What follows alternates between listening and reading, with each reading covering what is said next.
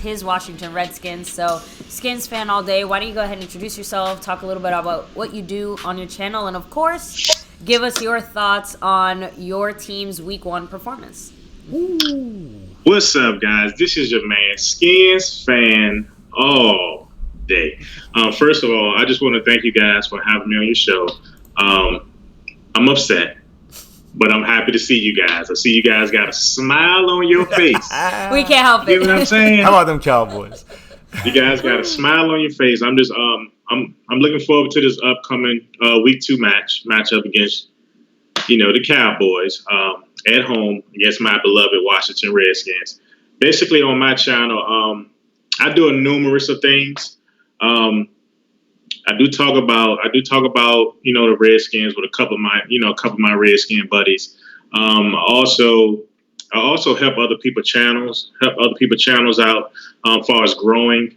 I also promote other people's channels as far as putting out merchandise. A lot of people reach out to me about merchandise they want to put out. So I like helping people because someone helped me, when I was young in the YouTube world. So as far as the football, it is what it is. I'm looking forward to it. I'm not really excited about it. I'm kind of nervous because I'm gonna be honest with you guys. Y'all looked good. Y'all looked real good. Coming from a Redskin fan, y'all looked good last Sunday, but it was against the Giants. A lot of people said, well, it was the Giants. The Giants don't really have anything. The defense sucked, but y'all still looked good. So I'm a little nervous. So the thing is, y'all can go 1-1, or we can go 0-2, or y'all can go 2-0. And the thing is that, like you said, the opponent, right? Last week's opponent for you were the Philadelphia Eagles. One of the teams is supposed to be right up there on the top of the NFC East, fighting us for that top spot. So my thing is that your performance. I know you kind of touched on it a little bit. Any more details you want to go into? I know you're not happy, but your first half, you guys hung in. You guys were up 20-7 in that first half. Looked like you guys controlled that game, and you guys did look good. Mm-hmm. And then the second half, things kind of deteriorated. I mean, quick and fast. And you guys then lost the lead. They took over. They were up by 9 or whatever. They went for 2. I don't even know what. And then you guys score with 12 seconds or 6 seconds left in the game. I mean, so what happened? I mean, what happened specifically? You want me to be honest with you? Yeah. What happened is we brought back the same coaching staff. That's what happens. I hear a lot of fans talk about we're going to be this. We're a young team. But everybody keep forgetting we brought back Jay Gruden, Bruce Allen, Manusky, and the medical staff. They brought back every single person. People got to realize nothing's going to change. We're still going to be the same Redskins, regardless of who we bring in. We can bring in all superstars. It's going to be the same result because Jay Gruden is not a good head coach. He's a good offensive. He's a good play caller, good offensive coordinator. Jay Gruden is not a good head coach. Manusky, come on. I don't know if y'all was really watching the game like I was watching the game. On defense, they rushed 3 and dropped 8 and still got burnt. So something is wrong with the play calling. Huh. Wow. They rushed 3, dropped 8, and Deshaun Jackson scored 2 monster bombs on 8 people. And Josh Norman was one of those guys in that mix there. You see this shirt? Look at this shirt. Look at this shirt. Look at this shirt right here, guys. Josh Norman. It looked just like how he was diving once Deshaun Jackson caught that touchdown pass. It looked just like that. Yeah, that was ugly. I agree. Yeah, so now to kind of go into some of those bad coaching decisions that you feel like are part of the problem for the Redskins, we have a question from the chat saying, why did you guys sideline a healthy Adrian Peterson?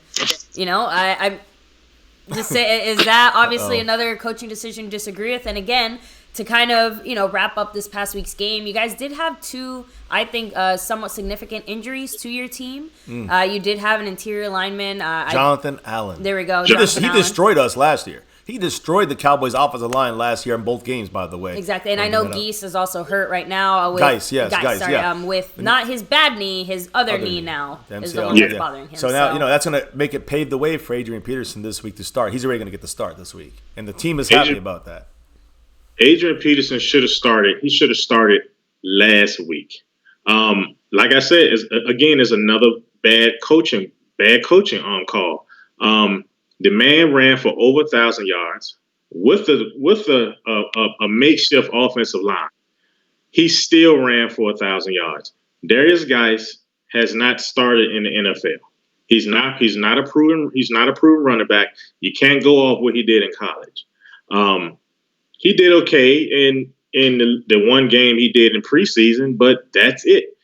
For you to bench a healthy Adrian Peterson, not even have him dress, and tell him, I'm gonna have guys running the ball and you sit and watch.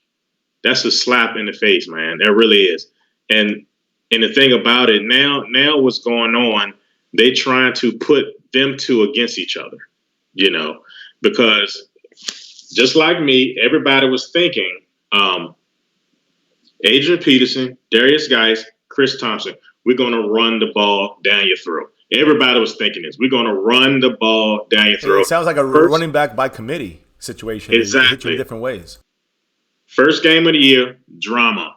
That's coaching. So now they're trying to separate these two guys. Now they're trying to put them against each other. And instead of having a 1-2 combination, 1-2 punch, we run the ball. 9 times out of 10, Redskins win the game. 9 times out of 10, we win the game. And a guy. Go ahead. I'm sorry. Go ahead. No, go ahead for sure. What really hurt us, once Jonathan Allen got hurt, the Eagles just kept running and running and running and running and running. For some strange reason, when we got the ball, we did stupid plays. Run.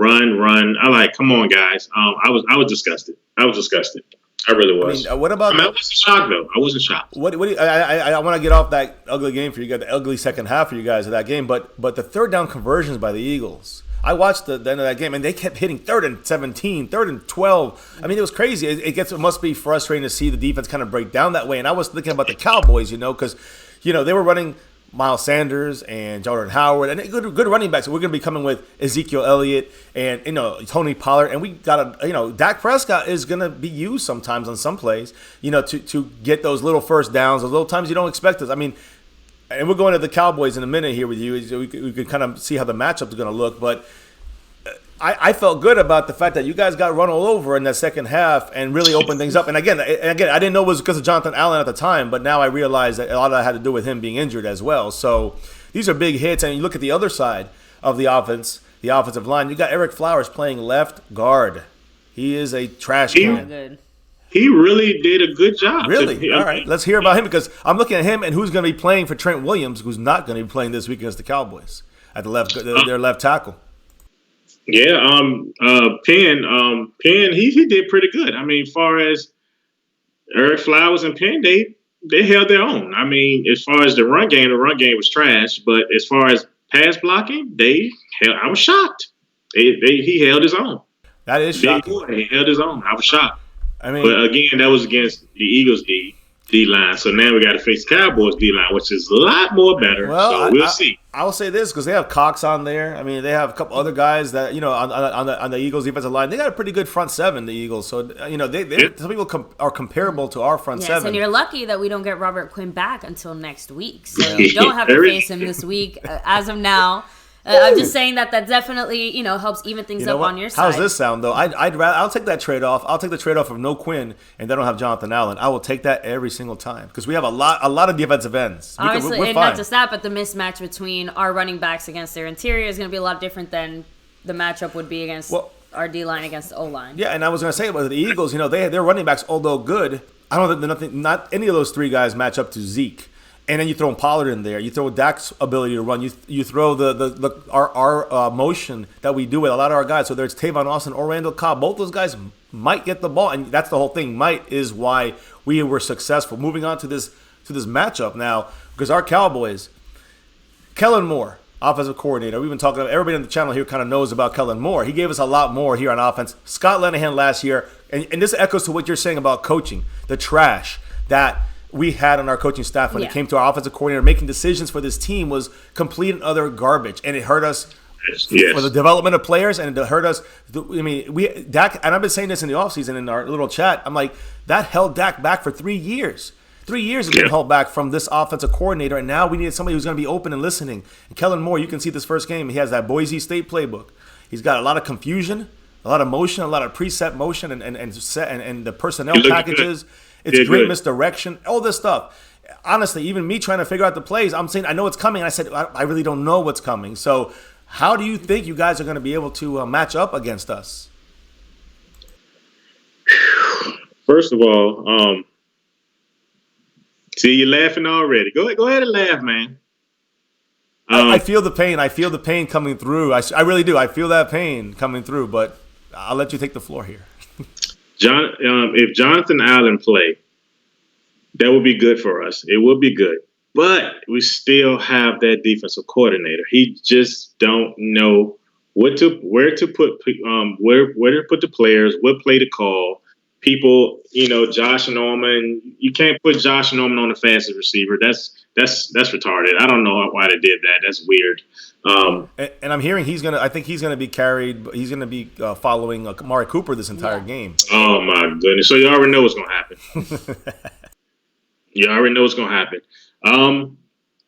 One thing I can say about Dallas and Washington, they get up for this game. They definitely get up for this game.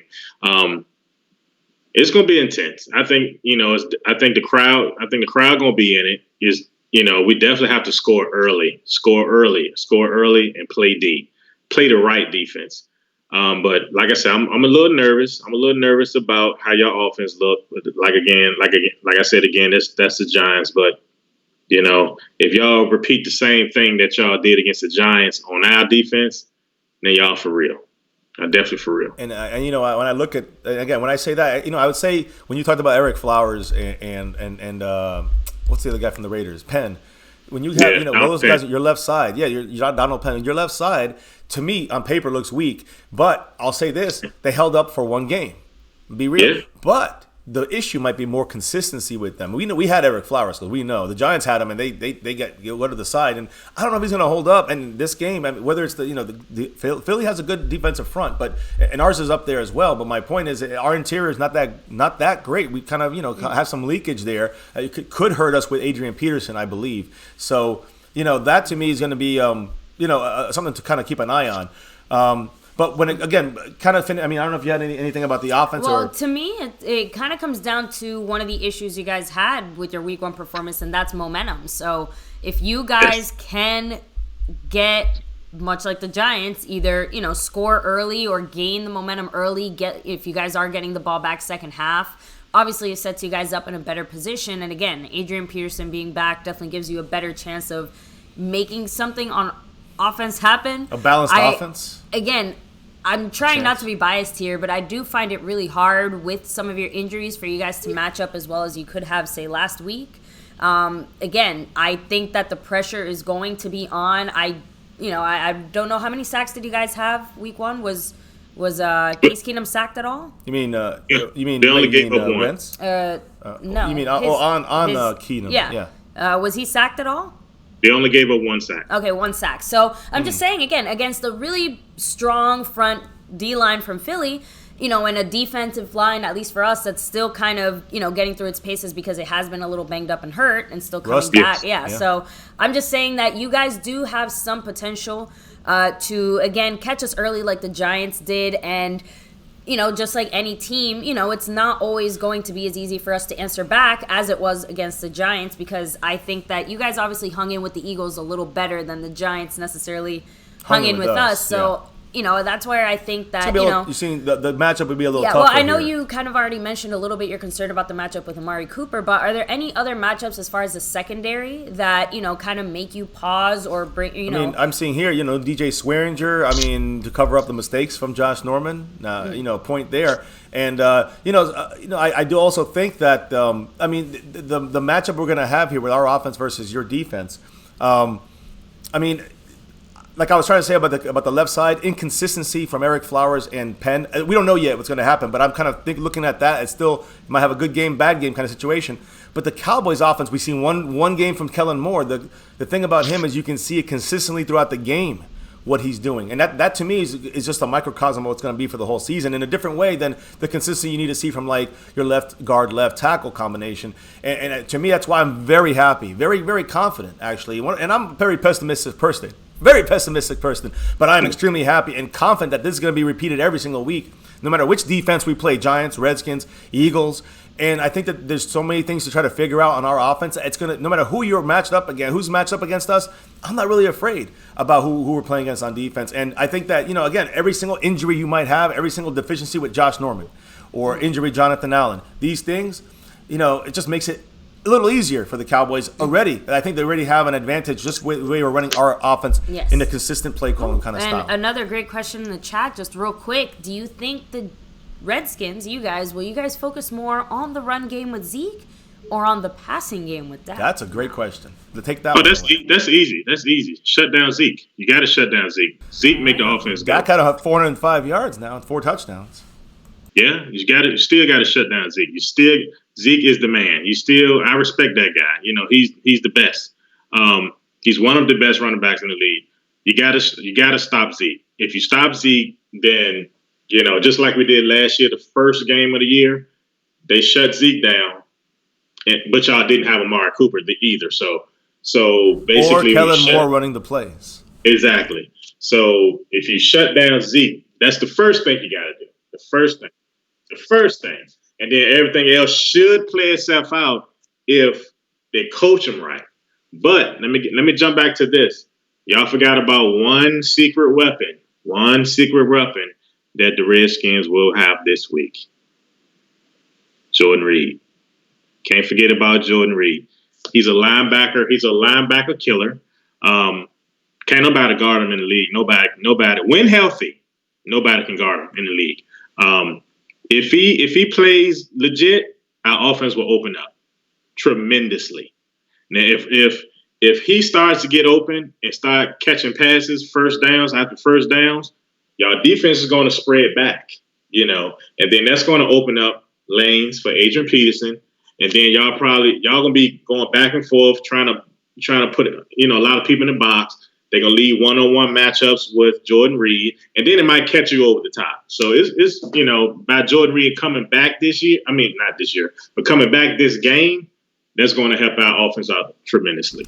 I mean, in a kind of comparison, that the guy I was worried about with the Giants, was Saquon Barkley, and you look at this game, Adrian Peterson he has something to play for. The team is behind him. They were pissed when he wasn't on there last week, so they got something more to play for. It is kind of a little mini Super Bowl for the Redskins, and as it always is for them when they play us. And then and then you also have the tight end position, which is Giants don't really have receivers. I mean, Golden Tate's gone for 4 games. You had Corey, whatever his name is, he's gone for the year, injured. So now you have on the Redskins situation. I mean, I know Doxson is gone, cut, and you got you have Richardson, and you have, but all right, you got that rookie. I want you to talk McLaurin, number 14, I think is his name, but I want you to talk about him in a minute. But, I mean, the passing game, he kind of was a speedy guy down the field, but kind of fell back. I know Vernon Davis had that unbelievable play.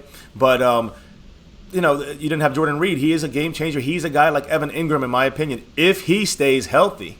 If he can last an entire game without getting a concussion or getting knocked out. Actually, we did have someone in the chat, Mrs. Scouting Pro. She did ask, how is Reed and his concussion? I know you said if he's back and he's healthy. I mean, has it been projected that he's supposed to be ready by this week? Yeah, he's definitely playing. Okay.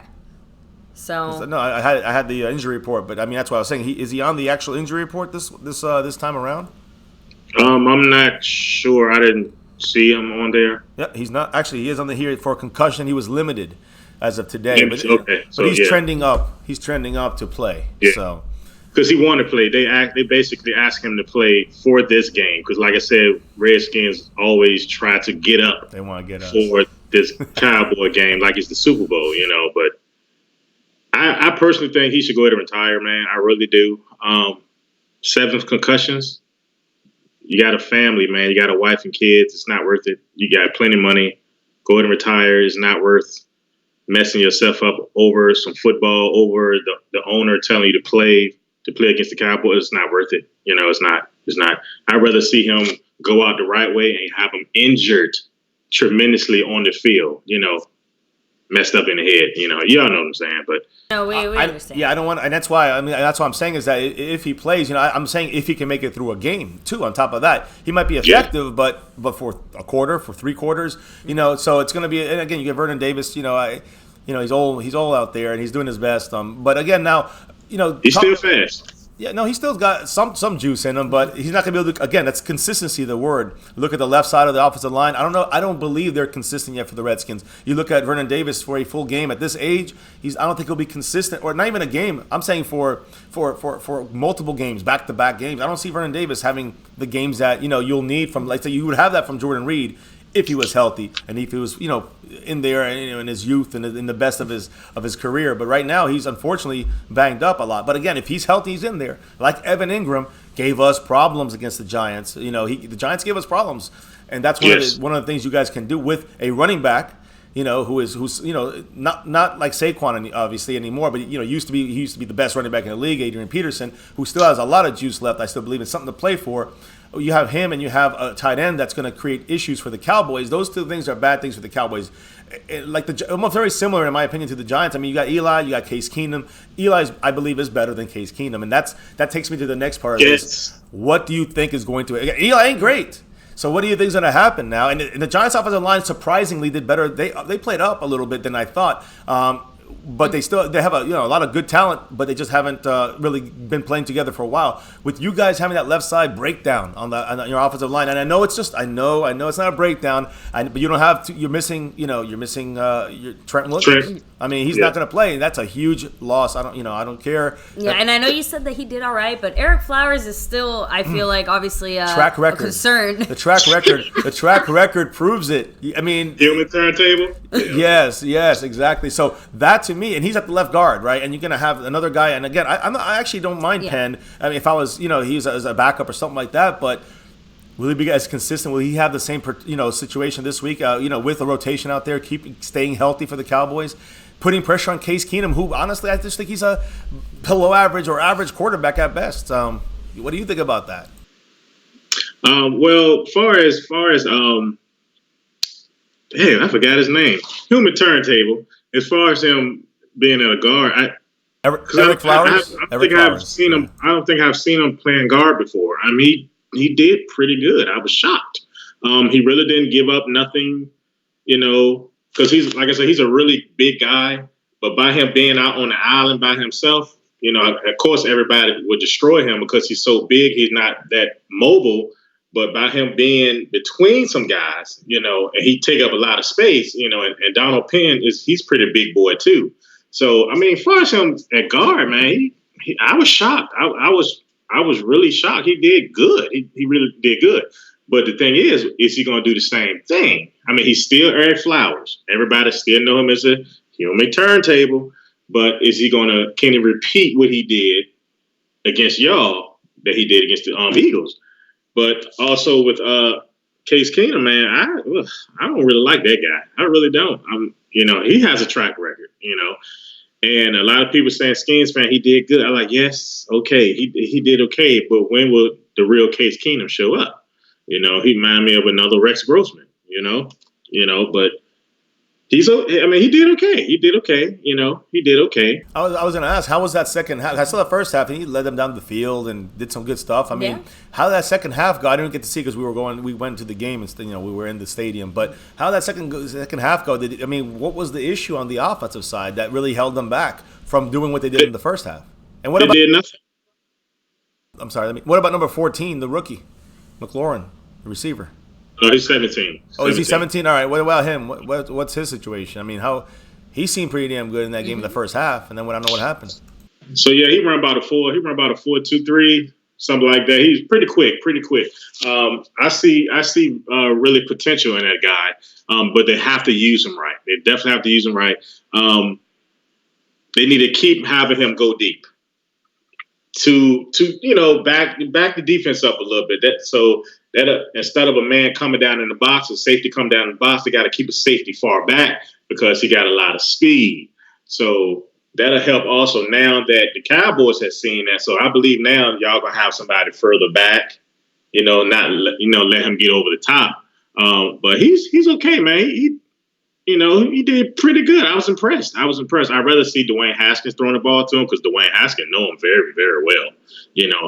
I put Dwayne Haskins in that pass that Case Keenum overthrew. I bet my money that Dwayne Haskins would have hit him wide open like that.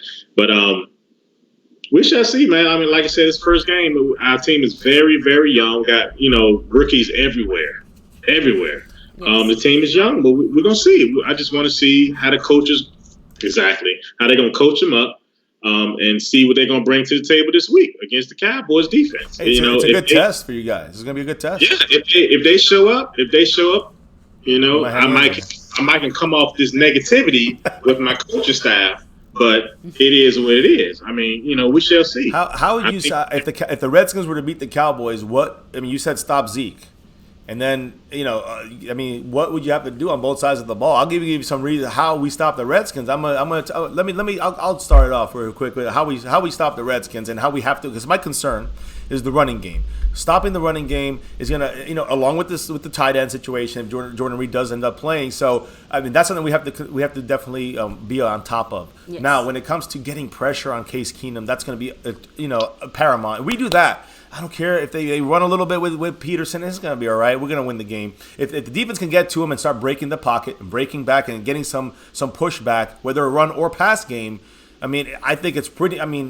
It's going to be pretty hard for the Redskins to do much against us. It's a no-brainer. That's true. It's a no-brainer. I agree. I totally agree with you. Go ahead. Yeah. If they go after Case Keenum, man, y'all got it. I think Keenum will make mistakes. I think Keenum will, like you said, when is the real Case Keenum going to stand up? And I think it's just a matter of. I don't know how the Eagles for some reason couldn't get back on at him as much as I thought they would, and they could. And so I can't say take it for granted, but at the same time, we have to stop that run, and that's going to come down to LV and Jalen Smith to really plug in the inside because our interior is one of our weak spots. I'll be real about that. And I'm just saying, the interior is weak. So if you can establish a run game, it's going to open up things for Reed. And if he stays healthy the whole game, it should give you guys a shot. Exactly. The biggest part of that is that obviously if you guys get too behind, you're not going to be able to set up any kind of run game, which is kind of what happened to the Giants. We forced them to be one-dimensional with Saquon, which really helped us out considering Saquon's talent. If we can do that to you guys, obviously, it sets us up in a different situation than if vice versa. Let's say you guys do manage to shut down Zeke. I think it is a different scenario having Zeke shut down and Dak still available than it is, obviously, if we shut down Adrian Peterson in case Keenum is still I feel you. Can I tell y'all something? Yes. Y'all don't have to look. I'm gonna be honest with you guys. I know my Redskins. The Cowboys don't have to shut down nobody. The coaching staff will. I'm telling you guys.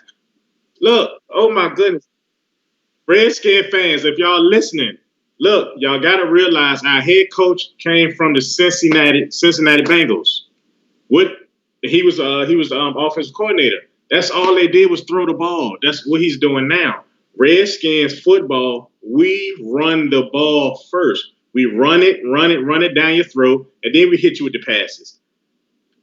He ran the ball. Guys ran the ball, man, 8 times? He didn't even get 40 yards. 40. He didn't get 40 yards. He threw the ball the whole game.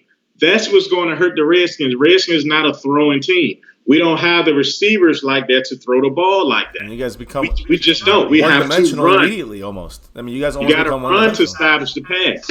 Yeah, I'm telling you, it's crazy, man. I saw a question there about. Cause I want to kind of flip it on the other side of how I think our offense will be able to kind of get down the field on your defense. But Tim Settle, defensive tackle, the scouting pro brought him up. How is he doing in there? How's he developing and emerging?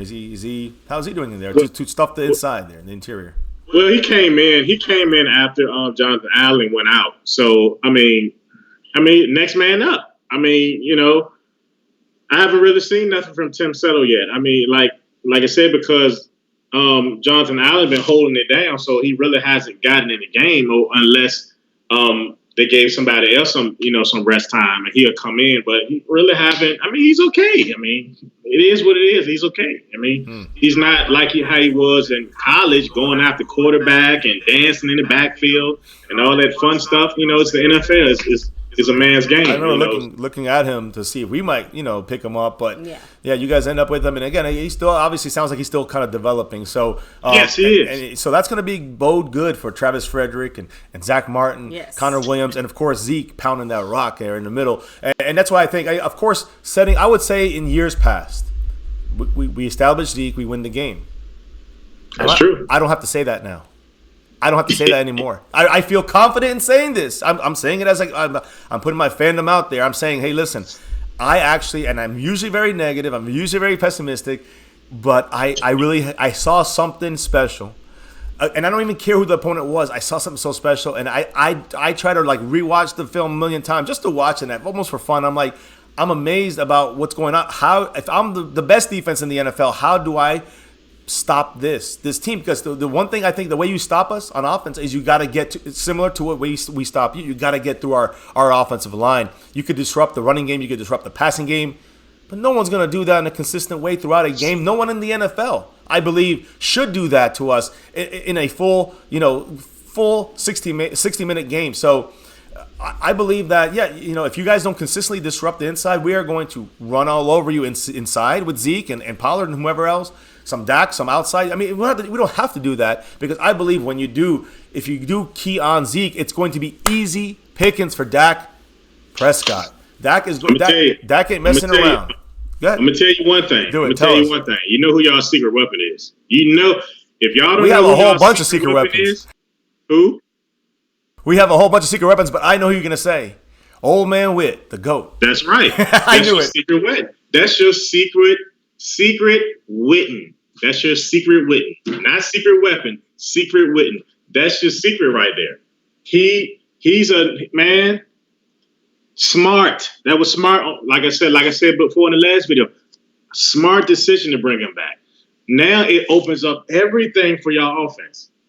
Randall Cobb, wide open. I mean, just running down the field like, okay, Witten. I'm telling you, man, Witten is y'all's secret weapon. Well, I mean, in this past game against the Giants, Witten did a veteran play there to get. And I said this. I heard myself saying with the entertainer last week. I said Witten in the red zone is going to be key for us. What happened? In the red zone, Witten was key for us to score a touchdown. And his veteran, it wasn't even his athleticism, whatever. He held his block long enough for the safety to come down. And once he passed a certain part of his body, he broke to the spot where he had to be. And the timing was perfect.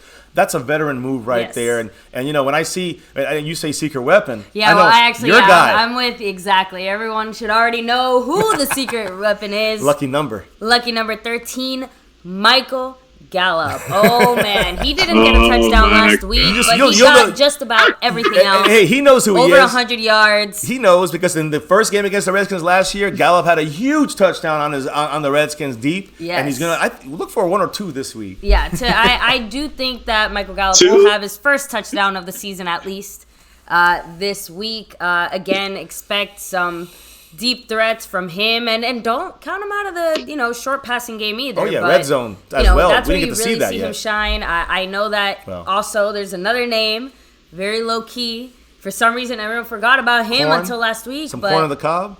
Randall Cobb came in to step in for Beasley's spot. I'm looking at his face. He says, "There's no way we can stop." He's like, "There's no way we can stop this team." I know you're thinking that. It is. Y'all got some weapons, man. Y'all got receivers, man. It is. It's impressive. And as soon as you looked at Witten and these receivers, and you look at Blake Jarwin, and he scored the first touchdown for us last week. He'd probably be the starter this year if it wasn't for Witten coming back. Yeah. I'm just saying, so many weapons on this team that I guess, there's really only one last thing to say. When you kick off your season 0-2, what do you expect your final record to look like? Oh man. I'm sorry, but realistically speaking, what is your prediction for this game? If you want to give a score, go ahead and give a score. But if you want to give your thoughts on any more than that, just let us know. Simon's cracking me up right now. Simon's cracking me up. If we go 0-2, I believe We might go 0-16. Oh boy! So what you gonna do with that first round draft pick? Oh man, they gotta take another quarterback. I hope they draft a coach. If they could draft a coach, I'd be happy. I will say this: I'm glad I see the clapping rate for Jason Garrett decreasing, and he's getting more intense on that field now, coaching. Hey, we got the Gruden family making all kinds of things happen right now in the NFL. So yes. So I mean, so not a good final score. I know we had the entertainer give a prediction. I guess we'd all throw our predictions out there if you want. I mean, good, bad, or ugly. You know, I said last week. I said 27-10. It was 35-17. I was the closest, I think, on that one. I do think we'll end up getting over 30 points, just because again, here's the key. I know that's kind of still a bold statement to make, even with some of the issues you have. But I think part of it is the fact that Zeke and Pollard are going to really start to kind of pick up.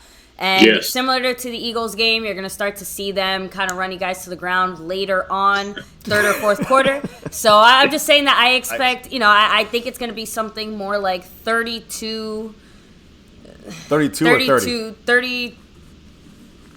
32-17. 32. Yeah, like it's gonna be like a weird score. Maybe like 33. I'm just saying it's gonna be a little more than 30. It's not gonna be quite 30. I don't know if we get to 35. But I do think you guys, again, similar to the Giants, I think that 17 points is realistic for you guys, and realistic for what I expect from our defense. I'd say that's their ceiling on 17. So. But what do you think there, Skins fan? I'm gonna go 28-21 Washington. 28-21. So everything goes right for the Redskins, and a meteor hits the stadium and kills half the Cowboy team, and you guys win by 7. 28-21 Washington on a fluke play. What, really? All right, you heard it here. You guys heard it here. Skins fan. On a Skins fluke fans all day to win the game. So I mean, I'm gonna say, and again, last week, let me go to my blue star here and figure it out. Let me see. You're not gonna like this. 38-13, Cowboys dominate the Redskins. Oh my god! I said it. Damn right, I said it. And I was thinking going into the 40s. I just think the Cowboys with Kellen Moore right now. I think they're trying to prove something. I think the confidence, even in this one game, the Cowboys, even themselves, are like, now we've seen it. And I don't care who it's against. It's against a division rival. That's always. You always got to play up for that too. They're playing up for you. So I don't know. And the way that game started, I was impressed by the way the Cowboys bounced back and kept going. Now listen, I know that they had there was some situations, some penalties. Giant fans saying it was BS, and some other plays the Cowboys converted a lot of third downs. But I saw a lot of that going on in the Redskin game against the Eagles, and the Eagles are kind of having their way with them, even on third down and long. So I think the Cowboys with Kellen Moore. If it was last year, I'd say I'd be more apt in a closer matchup for sure. But this year, even in Washington, and again, we have a lot of our Cowboy fans representing there, so I think it's going to be half Cowboy Stadium there. So I think the Cowboys are up for this game. We're wearing our navy blue jerseys, and I think that we're going to really. I think we want to show the league again. Hey, listen, I want you to doubt us. We're going to beat up the teams we're supposed to beat up: the Giants, the Redskins, the Dolphins, and then these teams right now. We should be 3-0. If we're not, it'd be a disappointment at this point for me, in my opinion. When we get the Saints, let's talk. Then we're going to see what it's about. And I think Houston, even though they played they played damn well against the Saints, I think we can defeat the Saints. I think we are the team that a lot of teams should be scared of. Well, Mrs. Scouting Pro has a quick question. Who is your starting left corner? Quinton Dunbar or Fabian Monroe? Quinton Dunbar. Quinton Dunbar? Okay, so she's saying that if it's Dunbar, Gallup, as in Michael Gallup, is going to have 170 yards and 2 touchdowns. He's 100 what? 170 something yards. 170 yards, 2 touchdowns. I'm letting you know the prediction in the chat just so you can. I mean, I'm gonna drink to this one. You're drinking that Kool-Aid though. I'm gonna drink. 28-21. Look, I gotta admit, even I have to admit those numbers are pretty impressive, and I'm the first person to say that he's gonna go. And my question is, if Norman is your number one. And Fabian, Dunbar, and then Fabian, he's your slot guy, I guess. I mean, what do you do then with the other power we have? I mean, these guys are not as good. Are they as good as Norman? I mean, do you feel comfortable with these other defensive backs you have there? Norman is not good. So then, do you think Quinton Dunbar and Fabian are good? Would you put them at good? They okay. Norman Norman don't need to be. He needs to be a slot. He need to be in the slot. I mean, he can't guard nobody. Anybody going deep on Norman, he's going to get burned. I'm just letting you know that. But who do you put? Then where do you put Norman? Who do you put him on? Cobb, he's going to go deep on you. Gallup goes deep. Cooper can go deep. Exactly. I put Norman. Look, y'all think, man, I put Norman on Jason Witten. Oh, and then Jason Witten will I mean, know at least Norman Norman can catch him. I'll give you that. That he can do. He will catch him for sure. So that's how bad it is, man. I'm tired of seeing him. I'm tired of seeing him go against the number one receivers. He get burned every single time. What is they thinking? He run a 4.5? These people running 4.3, 4.2. You can't catch that. And when Cooper does his, does his precise route running, he's one of the best in the league. Oh, thank you, JJ Vargas. For the $2 holla. Much love to you, sir. Aloha to you as well. His score prediction is 27-17 Cowboys. And that to me would be more like the Jason Garrett days. I would see that would be, like closer to that kind of game. But again, if things go wrong and we don't get calls or there's mistakes, then of course it will be something close like what you guys said. But I didn't mean to cut you off. I don't know. We kind of jumped on the screen, but I mean, your coverage situation and these other guys is stopping our guys. I mean, and Gallup, Cobb, Cooper. I just, I don't know how you're going to be able to stop us if your two guys are okay and the other guys and Norman is he's on his downside. We can't. We gotta play tremendous defense. But I know we can't because we don't have the coach to do it. So it's a no-win-win situation. I think everything had to go right for you to get your win there, 28 to 21. But hey, it got to start on the defensive line. If the defensive line do what it does, man, do what it have to do, everything should fall in place. That's it. Hey, that's usually where Josh you win. Norman, he's going to get burned. In the trenches is where it happens. If the Redskins could get in there and they can disrupt the running game and disrupt the passing game, if you guys can do that consistently throughout the game, you're not going to win, but you have a shot. You got a shot. We did not look, man. We did last game against the Eagles. We did not blitz. We did not blitz hardly at all. 3rd and 17, we did not blitz. I don't understand. I would love for you guys to blitz on us. I would love it. I really would. I would love it. That's a wrap. If you 3rd and 17, any team 3rd and 17, right. 3rd and 20, 3rd and 25 correct. Should blitz automatically. I don't care. Should all. Have somebody rush the quarterback so he can hurt the throw. He don't have time to set his feet and all that good stuff. Throw a dump off, and then you can take him down there for a 10-yard gain. Who cares, right? But they let him get time, and then he got himself 17, 18 yards on a 3rd and 16. So, yeah, that's hey, we're looking forward to this game. Obviously, I know you'll be watching, of course. And hey, listen, we're wrapping this up on our side. I mean, for this little NFC East, Week 2 matchup preview here, man. We appreciate your insight. Thank you for taking time to talk to us, especially, anytime, obviously a little later at night. Yeah, we're sorry for the East Coast peeps. Yeah, I know we're all East Coast here, so we're I think you're East Coast, right? Yeah, you're East Coast. Yeah, most definitely. So yeah, we're all East side. That's right. So hey, listen, that's the thing. So we understand that. We appreciate you being here late with us, man. I know you. No problem, man. So man, just tell everybody in the chat where they can find you at, subscribe to you, and let them know what you do there. Again, guys, I'm SkinsFanAllDay. You can find me on YouTube at SkinsFanAllDay, one word. Also, you can find me on Instagram at SkinsFanAllDay. Also, you can find me on Twitter at DaySkins. DaySkins on Twitter. Yeah, and you're gonna say something. No, I mean that pretty much wraps it up for the Redskins. Obviously, we'll hopefully be able to talk to you after the game and discuss what actually happened, because even though it is just week 1, week 2, we do face each other again later on, and it is the NFC East. Nothing's over till it's over. So oh yeah, and again, just don't underestimate. Just don't underestimate. See, that's my biggest concern. I think people are looking at your team, and I think people are looking at the way we played week 1, and they're going into this either thinking, we're about to blow out the Redskins, or it was a fluke and you guys are going to run all over us. And I don't think either one of those things is right, but the point is you got to have the right mentality. regardless of what team you are supporting. Yeah. So Redskins, Cowboys, we both got to go into this with the right mind space. Mindset, yeah. Exactly. Yeah, for sure, man. And I post the SkinsFanAllDay's YouTube page, channel down below in the description. So you guys can sub it up there. You can also jump in there. You want to post it. Go rep the Cowboys over there, guys. Represent the Cowboys when you go over there. Make sure he knows MCF and my Cowboys family. The Cowboy Nation. Let's do it, guys. Let's represent right. MCF. we appreciate you, man. Thank you so much, again, man. We'll be catching up with you later. Oh yeah, man, love you guys. I love you guys, man. Y'all awesome, man. Awesome. Love you guys. Thank you, sir. We appreciate you and your honesty. And don't ever forget. Go Cowboys, baby! Yeah, we're coming. We're coming for the Redskins. And don't forget. Also, keep your head up and don't let nobody steal your joy. Thank you, sir. We appreciate that. Yes. Thank you, man. Wise words. And go Cowboys. Very hard to steal our joy this week. We do get to enjoy it until Sunday 1 o'clock, or at least 1 o'clock Eastern. I'll be specific.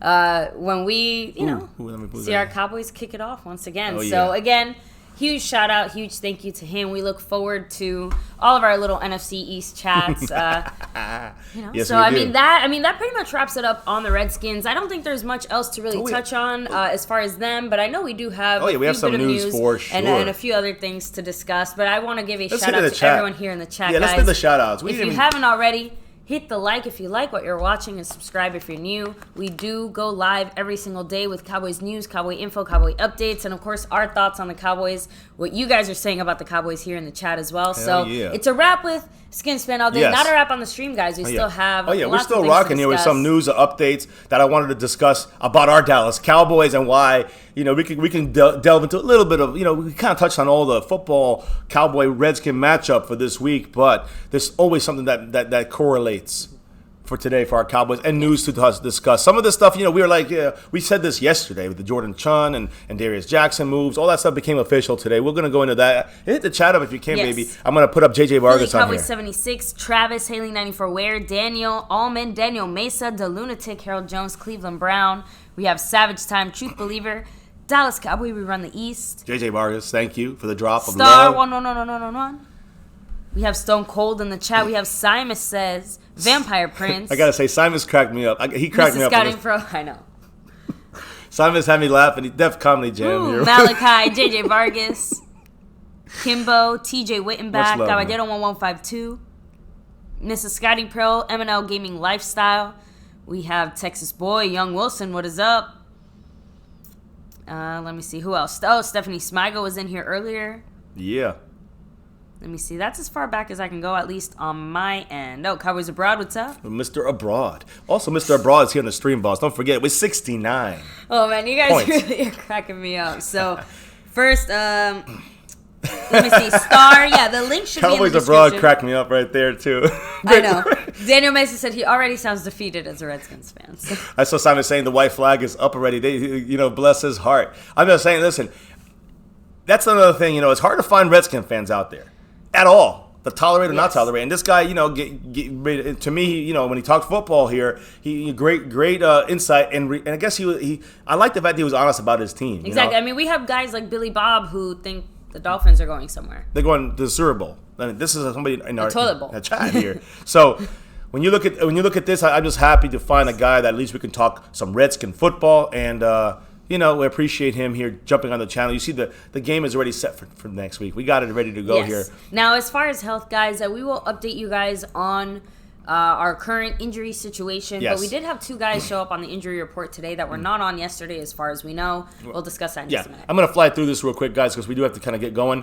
And I hope you guys enjoyed the show. But the show's not over yet. We still got a good little chunk here left. So the most watched Week 1 NFL game. Dallas Cowboys, New York Giants. 23.9 million people. What a surprise. The Bears-Packers are number 2 on Thursday night. 22.2 million. That was the kickoff game, though, for the whole league, for the 100th year. Yeah, everyone's desperate for football. And we still got the star over everything, even over the NFL. And then you got the Patriots and the Steelers. Oh, the big matchup, right? Ooh. Yeah, it was third place, 22.2 million as well. We almost, by 2 million more viewers, defeated those other 2 teams, so to speak, those other games. That's why they always want to put us on TV. They want that star always representing. Star power. Yeah, it definitely star power. So Dak Prescott got again, a lot of people made videos on the Dak Prescott getting the Offensive Player of the Week, and that's great. NFC Offensive Player of the Week. Fantastic. Congratulations. He deserves it. Rah, rah, boom, bam, whatever the cheer goes. Yeah. But you know what? I don't give a shit. I don't care. I'm being real. I don't care. I don't care about it. I want to see. I know people say, look at this. Look, he got this. Look at the power rankings. Fuck the power rankings. Fuck that shit. I'm saying I like the accolades for these guys. Tell me how you really feel. Fuck the power rankings. Say it with me, guys. Fuck the power rankings. Fuck the power rankings. Listen, that's the dumbest shit I've ever seen. Who gives a shit? Disagree. Oh my God. You almost broke a vessel right here when you said that. Don't say disagree. Power rankings are trash. It's useless. It ain't college. Who likes a fucking power ranking? I had to do it. All right. Fuck the power rankings. It's so stupid. Don't listen to that shit. Don't get involved in talking that stuff. Don't make videos on that stuff. It's just opinions. The only thing that matters is who's in the goddamn Super Bowl and wins it. That's all that matters. That's all. That's the only power ranking I look at. Now I can go back off my little power ranking rant. Here's my question. Does Dak getting NFC Offensive Player of the Week make his contract more expensive? I'm sorry. I'm still. I'm like, does that increase his contract price? Does that increase? No. Okay, so then don't care. Let's move on. Good for you, Dak. It's a good accolade. No, listen, it's great. He deserves it. It's a vote. It's a hit votes a million times. Who gives a shit? All right, so he got it, and I don't care. He's the number one ranked quarterback right now. I care about that. He's got a 158.3 with Lamar Jackson as the number one rated QBR quarterback. That's all right. That's great, and he gets his wins. That's what the things I want to see. I don't give a fuck about a power ranking. I don't give a fuck about a player or whatever. The Power Rangers. I'm like, what the Mighty Morphin Power Rangers ever did to you, okay? Because fuck them too. Red Power Ranger, okay, Red Power Ranger had it going on. Fuck so the power rankings. I'm sorry. Oh man, I've always every time I see it come up on my news feed or some shit, I'm like, fuck this power ranking shit, man. This is not college football, man. This is wins and losses, not opinions. And we give our opinions, but we know it's just an opinion. Power rankings, people take it as it's like oh my God, we were fourth. No, fuck that shit. Who gives a shit? Oh my God. I like power rankings just because, again, I'm curious to see how other people think that we match up or stack up. But people live and die by them. Exactly, that's the other thing too. We've seen it, guys. Last year, how much BS we dealt with, how we were constantly ranked as one of the lowest, and we still made it to playoffs. Second game of the playoffs. Yeah. So I'm just saying that don't believe the hype when it comes to that. But at the end of the day, it's still fun. There's nothing wrong with cute, looking at it. Fun. There's nothing wrong with following what's cute them. and fun? But Super Bowl wins. That's cute and fun. Exactly. So that's the way I believe. I'm sorry. I mean, there are too many people that do take it too seriously. I'm not dissing anybody. I'm gonna say it like this, and this is I grew up in the '80s. All right, and I'm sorry, baby. I know you didn't grow up in the '80s. I know. Just stick by what you said. We didn't have no fucking power. We didn't have no fucking power rankings, and nobody gave a fuck about it. Did you have to walk uphill both ways in the snow to get to school to watch the games? What I'm trying to say is there's no fucking power rankings. There's no fucking. I know there's no social media and all those, no cell phones. I get it. I got that, but. Look at what it really means. It means nothing. The power rankings are just ESPN writers that say, let's move this around. If we move the Cowboys down, it'll get more views because people will be pissed at us. Yeah, they'll never put us at number one because it would make too many Cowboy fans happy. They would literally put us at number two just to bother us, just to bring more of us to watch their thing, right? This is what I want. That's the only stat I want for our Dallas Cowboys and our Dak Prescott's. Anyways, congrats to Dak for that accolade. I'm sure he just in the trash, whatever. If he gets him another $1, good for him. Either way, good for him, guys. 25 for 32, he deserves it. 405 yards, 4 touchdowns. Third player in history to register perfect 158.3 rating when throwing over 30 passes. Like I said the other day when it happened. So fantastic, as we know. Now let's get to the Cowboys, the other guys, right? Yes. Darius Jackson, guys, as we said last night, we said it here. He's moved on today officially to the practice squad. We did cut Jordan Chun from the 53. He's a free agent, right? We moved Chris Covington, linebacker, number 59, 6th-round pick last year. Moved him back from the practice squad onto the 53-man roster, probably more so for special teams. Yes. And then we picked up Darius Jackson. Mike Weber, Montana 808 represent. But Mike Weber has a knee issue. So in practice, he really can't be used in there as much. So they're moving in Darius Jackson to get another running back in practice in the practice squad there. So that's what's going on now. Jordan Chun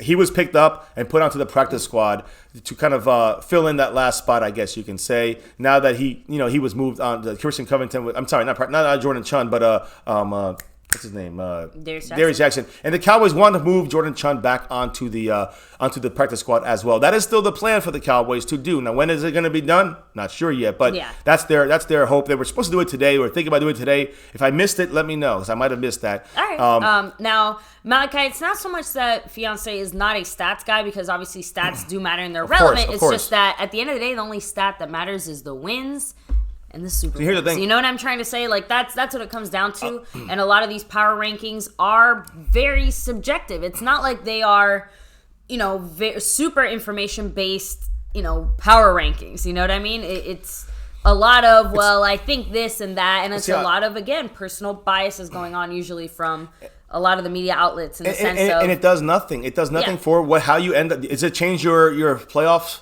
position?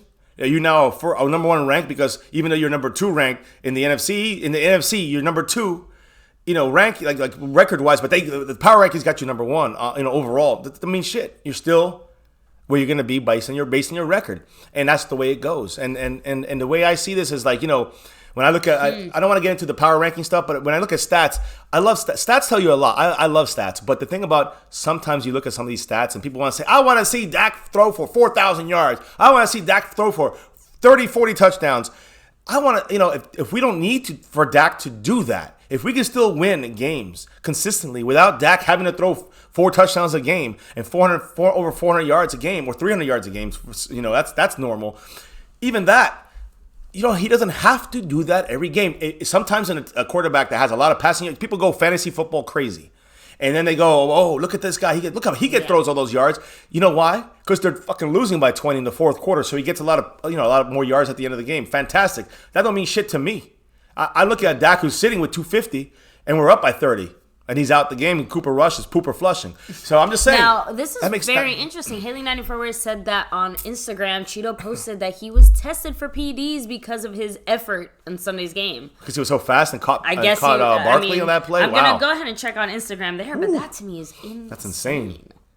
So now, Monroe, we have heard the taco trade rumors, and we'll be discussing that in just a little bit. But as of now, that's all they are.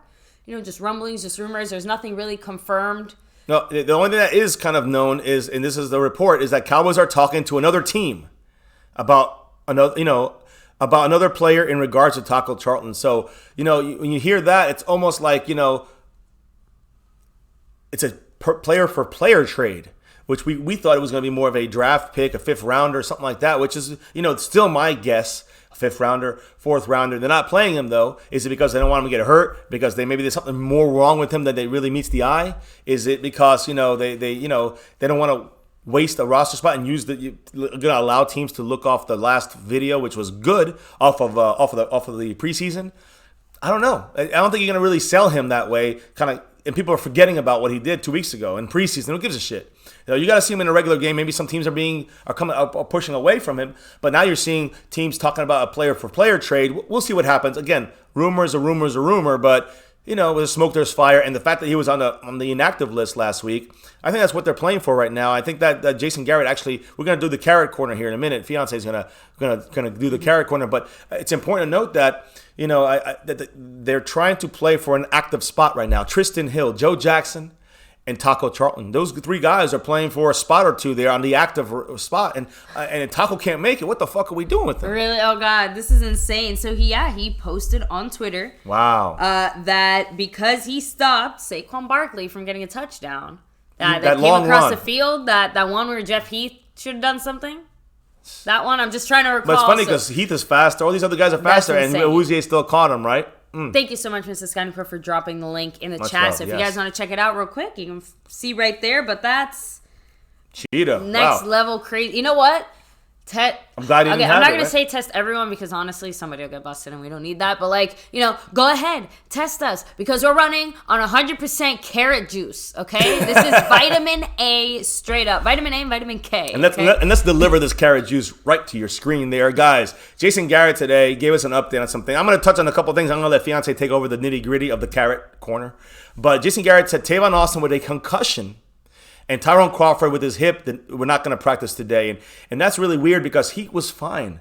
Tavon Austin, number 10, was fine after the game. And he actually came on Monday, right, and did some working out on Tuesday as well. No problem. And then complained about it, that he had some concussion-like symptoms yesterday, today basically. Yeah. And so they just wanted to be precautionary, or yesterday, I guess Tuesday, he had some concussion-like symptoms and they wanted to check him out. Not great. I mean, I don't know if Miss Scouting Pro has any insight on that, but I really hope the best for him. We need him in this game, Tavon Austin. And that's the thing with him getting injured. We got to have him on that field. Exactly. What's and up, Outer Life? Medically speaking, it sounds like, or at least, again, I'm not a doctor. I don't know these things. But if you do have a concussion and you don't show symptoms immediately, I feel like that's almost more dangerous because, again, until you start showing those symptoms and other things, you're not treating your body the way you probably should as if you did have a concussion. So I'm just hoping that in that day or two span that Tavon Austin, wasn't feeling any kind of symptoms or that these symptoms developed, hopefully, he's okay. So Mrs. Kemper is saying it's just protocol. Again, fingers crossed that, it is just something minor. I am glad that at least the NFL and / the Cowboys are taking these types of things seriously. Yeah. I mean, the last thing we want is someone hurt or again, like Jordan Reed, 7 concussions. That's not the type of life that you want for anyone on your team or anyone in the NFL. So let's just make sure Tavon's good to go. But yes, we do need him. We need everyone. I see here that, he actually felt fine to run with the Cowboys. He ran with the Cowboys on Monday. So he was fine. Everything was good. Headaches came from that game hit concussion in the game he had on Sunday. And then he let the team know this morning about it, that he had a little bit of lingering. The good thing is, again, there is communication. It's not like Tavon is just hiding this either. I understand it's not really something he'd probably be able to hide too long if he's having that amount of pain. But at the end of the day, if he's having a headache or he's having some kind of issue or something, just saying, both sides. At the end of the day, I'm not saying it's a good thing. I'm just saying that let's assume that Tavon Austin isn't 100% or isn't able to contribute as much. So what? No offense. I mean, I don't. Please understand what I mean by that. I mean, like, go ahead and put Tavon Austin in there to kind of maybe fill that role a little bit in that 1 or 2 catches that Tavon got. But other than that, I mean, it's going to be Amari Cooper. It's going to be Gallup. It's going to be Cobb. Randall Cobb. And honestly, Devin Smith it sounds like it's going to be Olawale as well. Obviously, I'm Blake expecting Jarwin, tight end, Witten too as well. And I think that Devin Smith might get some play if Tavon's a little bit out of it. And also on returns, we'll see what happens there with Cobb getting some, And of course, I guess you some. technically can't rule out Dalton Schultz, but I mean, for what? I'm not really ruling him in either. Dalton Schultz. Oh, you mean what do you mean in for any what? capacity? Oh, you mean not for receiving stuff? Exactly. Like I said, I'm not ruling him in at all. I'm just saying I guess you technically have to add him to that list. Yeah, last week we had Donovan Wilson. Yeah, I don't think good point. What about Cedric Wilson? Do you think he might be active for this game then? No, well, he can't be active. He has to be first put on the 53. Oh, true. So he has to be moved up, and he has not been moved up yet. But I think he's a guy we should look at. Yeah, I like Cedric Wilson. You know how I feel about Cedric Wilson. He could do returns as well. So who better than to put in that spot than Cedric Wilson, even over Devin Smith? Of course, on returns, you have Randall Cobb do some of the returns? Sure. You can have Pollard do some of the more returns? Sure. Would you rather, I'd rather kind of give those more dangerous spots to not somebody who's so intricate to our team. He is on our 53, baby. Who, Cedric Wilson? Yeah. I do not think so. I was going to say, I'm pretty sure he made our practice squad, guys. Guys, he's a practice squad. He did not make the 53. Yeah, Devin Smith made the team over him, and the Cowboys went with 5 receivers. 5 receivers. That's it. 5 receivers. So Cedric Wilson is on the practice squad. I'm just going to reiterate that, guys. Now, but let me talk about some other guys that are on the 53 currently. Darian Thompson, safety. Remember, we only played 3 safeties last week. 3 safeties.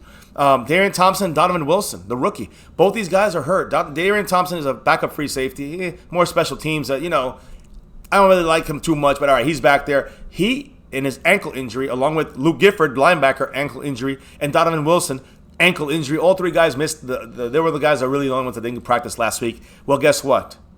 Today they were expected to practice, and they did. Darian Thompson, Donovan Wilson, both accepted the practice, and you'll hear from the Carrot Corner, I guess, a little earlier. But I'll go through the stuff here, and then I'll let you do the Carrot Corner. Amari Cooper spoke about his foot and the situation with that. He experienced a flare-up with his foot issue, all right, in the actual game. So, but he did reiterate that it doesn't seem to be any lasting concern for him. And he said, when you saw him in practice today, moving around, fantastic, no problems, no issues.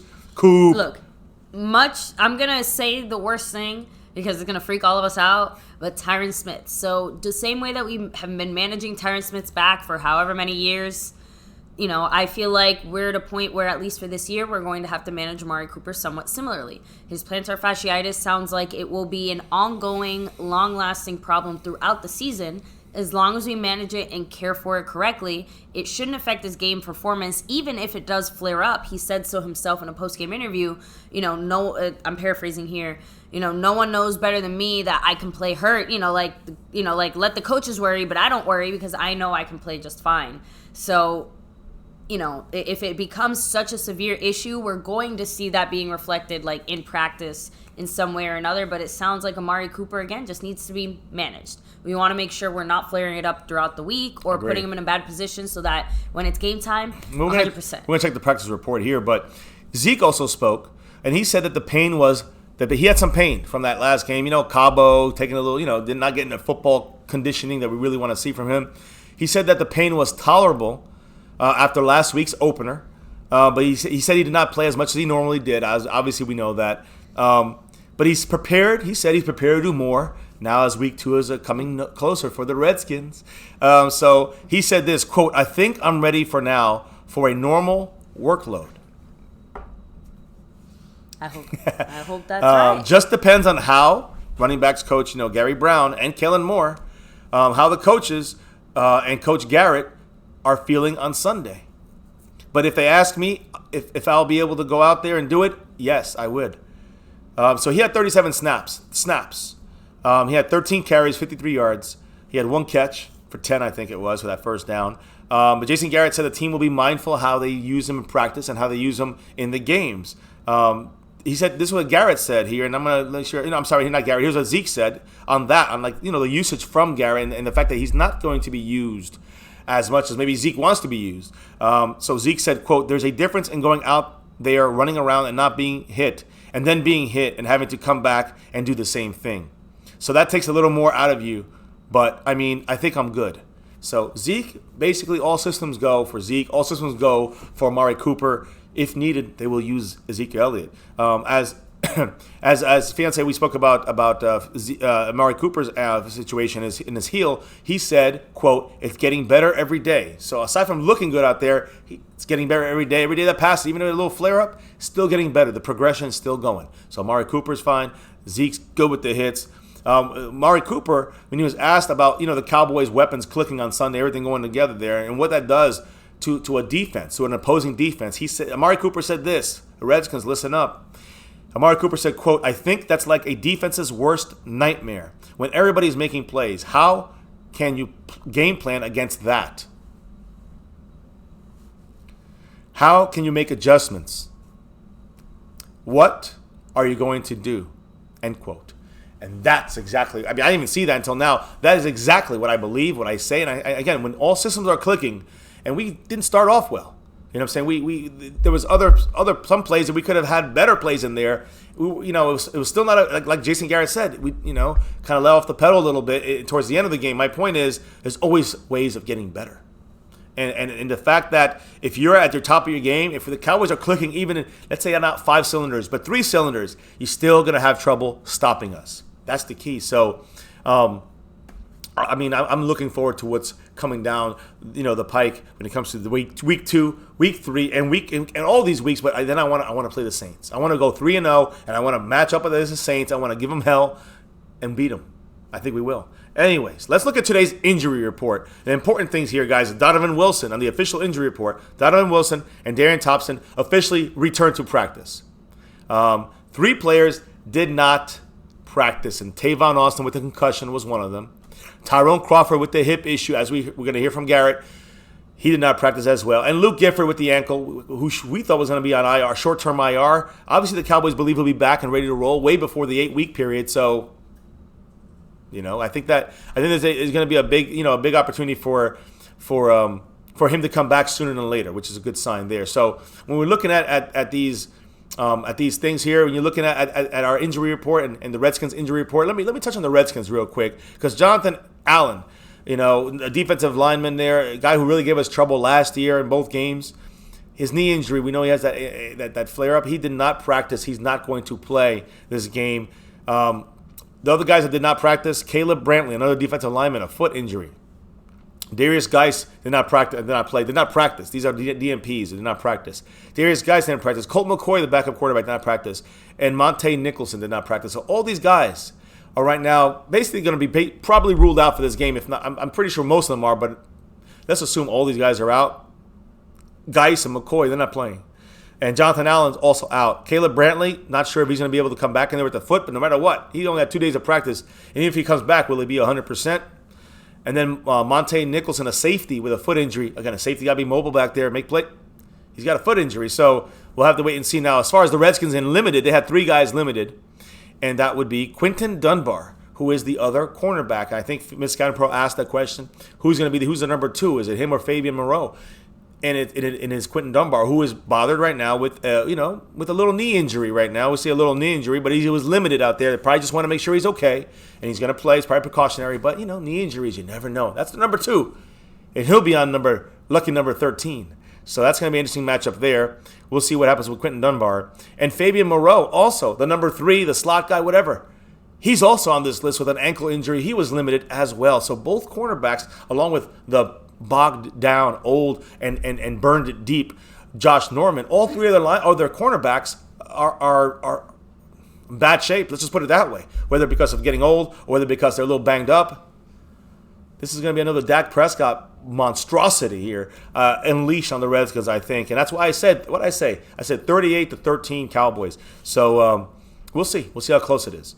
And Jordan Reed, of course, as we discussed with Skins Fan All Day, the concussion issue with him. He was limited, trending to come back, but we'll wait and see. Now let's jump on the star and see who was on our injury report this week. Let's go with the did not practices. As I said, guys, only a couple guys did not practice, and that was Tavon Austin with a concussion, Tyrone Crawford with his hip injury, which we got to keep an eye on that, and Luke Gifford with an ankle injury. We know he's not going to play this week. So those are 3 guys we got to keep an eye on. Definitely those 2 guys, Tavon Austin with the concussion, and Tyrone Crawford, who is a starter. So we got to watch those 2 guys. Now we look at the limited guys, the guys that were limited on our team. There was only 3 of them. And, Zach Martin with his back, expected. I mean, we expect him to get a lot of vet days. Yeah. You had Darian Thompson and Donovan Wilson, both with the ankle injuries. They are limited. They're trending back. Like Garrett said, and you're gonna actually read up on him here. They're gonna play. They're gonna be trending to play. Let's put it that way. I believe Darian Thompson has a better chance to play than Donovan Wilson. I believe that Donovan Wilson, when Stephen Jones spoke about it, he said he's gonna be missing a couple games. A couple games is 2 or 3 games, and if he's back at practice already, in my opinion, he's trending to come back sooner than later, but not week 2. No rush. There's no real need for a rush. So we need to get, I think, another safety back in there. I think Darian Thompson will be the guy who plays some special teams. So that's the way it looks there for those 5 guys that we have to kind of keep an eye on when it comes to, I guess 6 guys we got to keep an eye on when it comes to injuries. All the guys on injury report that were on full practice, here's some names. Randall Cobb with the rib, good to go. That's good news, right? You were asking about Randall Cobb in there, and Randall Cobb's good to go with full practice. Again, I'm guessing it was probably just a little rib bruise. Exactly. Yeah. And then you got Amari Cooper on the list with the foot injury, right? Full practice. Then you got Blake Jarwin. Blake Jarwin has a foot injury, full at practice. Good. Jeff Heath. Also banged up. Knee injury, they say here. Full at practice again. Good. And Sean Lee with the knee. Oh, no. Full of practice. Full practice for Sean Lee. He only played, 16 snaps, so he should be good to go. And Tyron Smith, oh my goodness, with a back injury. Tyron Smith, he was full at practice. So again, full practice with all these guys. It's good to know. Listen, I expect Tyron Smith to probably get a vet day one of these days coming up here. We'll see. Right now, Zach Martin's needing those vet days. So I feel good about all these guys. I feel like Zach Martin is the new Tyron Smith at this point. Right now, managed, yes. Yeah, for sure. So we got 3 guys. Zach Martin, he should be good. Darian Thompson trending upwards, and Donovan Wilson probably missed this game, but those guys were limited. And the 3 guys that did not practice at all, which were Tavon Austin, got to watch him with the concussion. Tyrone Crawford, got to watch him with the hip injury, and Luke Gifford, which will probably miss the game as well. I predict Luke Gifford and Donovan Wilson will be on the inactives. 2 out of the 7 inactives will be those guys. Tristan Hill, Joe Jackson, and Taco. One or 2 of those guys might be on that list as well. So they're playing for Jersey. The fact that Taco possibly might be on that list. I mean, what that are tells we you doing something. Here, Cowboys? It tells you a lot right there, for sure. It tells you a lot right there. Especially when we have so much need at that position right now. So, anyway. Without question, baby. Without question. So, you want to get to the carrot corner? Yeah, let's get to the carrot corner. Let's get to that. Let's get that done. Let's get the carrot juice. And again, a lot of this stuff is kind of what we just touched on. It'll be real quick though. The main thing here is that he's gonna give you a little detail about a couple little things. And again, we do have to say, always our thoughts are with the September 11th situation. Of course, today was the 18th anniversary for that unfortunate day, and that's something that hits me in the heart, because I used to look out my window for 12 years or so, 10 years or so, and see the Twin Towers and see New York City. So even though I still rep that star over everything, I do remember that, and every year that hits me in a certain way too. So for those that lost lives and still losing lives from helping out and that, still adding to that list, it's just the 18th anniversary, and it sucks. That's all I'm going to say about that. No, I think it's horrific that we still, to this day, we have to have people like Jon Stewart to go fight in court on behalf of these people just to get the medical care that they need. I think it's embarrassing as a country that we're still having this argument 18 years later on how to take care of the people who suffered so much because of this. So, I guess just keep that in mind as well. If there's anything that we can do to give back, is to make sure that our government takes care of these people as well. So yeah, for sure. Carrot corner time, guys. And forth on that, because the fact that he's not playing and he's still out here just fighting for, a start, fighting for a spot on the roster, why would we even waste our time in a way? If we again, what I'm trying to say is that in what scenario does having Taco on the 53 help us? Because I can think of, if the Giants wasn't a scenario, I can't think of too many other scenarios where I would say Taco gives you a clear advantage. I mean, someone please let me know if you think otherwise, or if there is any information. Here's what I'm saying. I think Taco, I think there's something going on that's deeper than this. I think it's something that it's with the attitude situation, not one of the guys, even though he's a draft choice, right? He's not fitting in, whatever it is. I don't know if there's other things maybe we don't know about, like maybe the injury situation. I mean, how many surgeries has he had? So my thing is and again, I'm not saying I don't know how many, he had 2 surgeries, 2 different parts, a shoulder, an ankle. I'm just trying to say. The point is that you just don't think that he's a Garrett guy or a Cowboy guy, so to speak, and that's hurting him? That a little bit, but I think more, there's something underlying. I think there's like an injury situation, a concern, along with an attitude. Maybe he doesn't. You think they're trying to keep it low key so that? Yeah, I'm not low key. I'm just thinking the Cowboys have no problem kind of writing him off a little bit and saying, we're gonna kind of find the right situation. I believe if he's on the field, I don't know, it's something about it. Like recently, he seems like I don't know about the attitude situation. Like I don't know what that exactly means. That's what sources are saying, reports are saying. But my point is that this was last year. This is even this year. I'm assuming because again, and pretty much what Thomas Garrett said. Something's going on with Taco we don't know about. Yeah. Doesn't matter what, but there's something going on. But my thing is it with Taco that he's doing something wrong, or is it with the front office that maybe they don't like him? Haley 94 said Taco may not be a Marinelli guy. Maybe that's it. Again, that's what I'm trying to figure out. Where's the clash coming from? Is it that he's not a Marinelli guy? Is it that he's not a Garrett guy? Is it that again the front office is reluctant to move on from a high draft pick? Is it him? Is it him? But his abilities. Obviously, I think it's probably a little bit of maybe all of those things. Again, Taco has to be responsible for some of it. Oh, something fell. I'll go check on it in a second. But obviously, Taco has to be responsible for some of it. Obviously, the coaching staff is still the one making decisions here, but, obviously, you can't imagine Marinelli is too happy with Taco's output, currently speaking. So, whatever it is, again, we really, really want to see Taco either do something on the field or, yes, if he's not going to do anything on the field, then please just get him off this team. do something with that player, do something.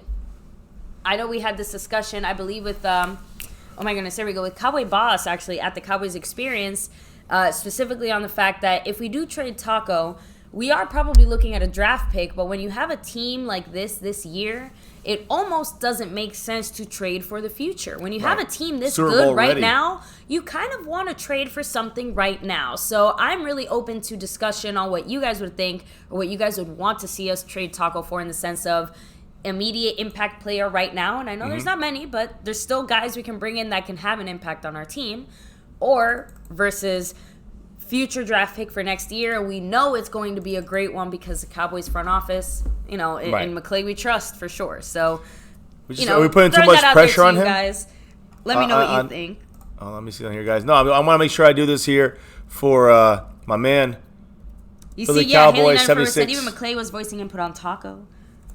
There you go, man. I don't know if PC 76 is in the house. Philly Cowboys 76. If you're in here, there we go. I dropped that for you. I know he's asking about the T-shirts. It's in the all that stuff is also in our description. Yes, every and single guys, one. we do have something else brewing as well. So hopefully we'll be able to debut it before this Sunday's game. Fingers crossed. If not by this Sunday's game. But, it's gonna be fun. It's gonna be fun. We do have a lot of fun. I see Billy Boob here. Miami's biggest Miami's finest. Miami's biggest Cowboy fan here. Billy Boob, much love.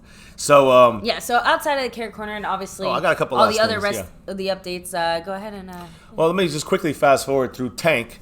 And actually, let me see if this works. I don't know if you saw this last night here, but actually, maybe you. Yeah. Side note: thank you, Antonio Brown, for having me have to explain to little G what sexual assault means. I actually spoke about that yesterday. And allegations, and the difference between a civil lawsuit and, it just some interesting discussions today again, but. Thank you. That's I'm just saying it's or at least what is going on right now. Guilty or not guilty, putting himself in situations is he put himself in shitty situations. That's his own fault. Now, let me get to Tank for a second, real quick, as you know from yesterday, we played the video. I'm gonna play it again, and here it is, guys. Listen up, you'll see. I think. Oh, maybe not. Let me see if I can do this again. Maybe it'll work. Hold on, and see. If I gotta admit, it was pretty great. Yeah, I mean, we never get to really see your app for this. I never in a million years would let my kid in a Cowboys jersey go up to an Eagles player, go to a Redskins player, go to a Giants player, and try to get a signature like that. No. And the main thing not here, like that. Again, the only time it's acceptable for my child, no offense, to get a signature from another player is the Pro Bowl, and only on a NFL appropriate thing, not on a Cowboy thing. Anyway. Point is, you just don't do it, and it sucks that the parents put their kid in that position. At the end of the day, the parents are the ones pushing their kids so that they could hawk that shit on eBay. Miss me with that ish. Tank handled it just right, and honestly, whatever. People who are bothered, be bothered. And again, here's the thing. So Tank had to apologize, actually. That's kind of not had to, but he chose to apologize. He did say that yesterday. He would apologize if they really was bothered about it. But, the thing about it for me, this is the way I truly see it. I know it's not a good look. But here's the thing. Here's the thing. Jalen Smith and other players had walked by there. I don't think any of these people were signing any autographs. And I gotta think. I don't want to say Jalen Smith. I think he's a guy that would probably sign anybody's autograph, right? Anyone's shirt or something like that, right? Dak Prescott probably would do the same thing. My thing is this: none of these guys were there to sign autographs at that moment, and they were walking to their bus or whatever it is to take them back. And the thing what happened to me is basically every single person that went by, they weren't signing anyone, even that little kids, and I'm not sure about that. If that's 100%. Basically, you're just saying Tank should have just kept it moving, kept his mouth shut. That's what all the other ones did. That the biggest problem was because he said that. But that to me is a joke. It's a joke. Look, and not just that, but if you hear the actual tone he said it in, obviously there's a little bit of sarcasm there, but it wasn't like he said, "Come back with the right jersey." Yeah, it wasn't like abusive. He said no. That's what he said. He said no, and he was said no. And make a joke. Honestly, it bothers me more that he had to apologize. It bothers me more that these parents, pussification. Just from the deepest part of my soul, fuck you. that was pretty deep. I felt that one.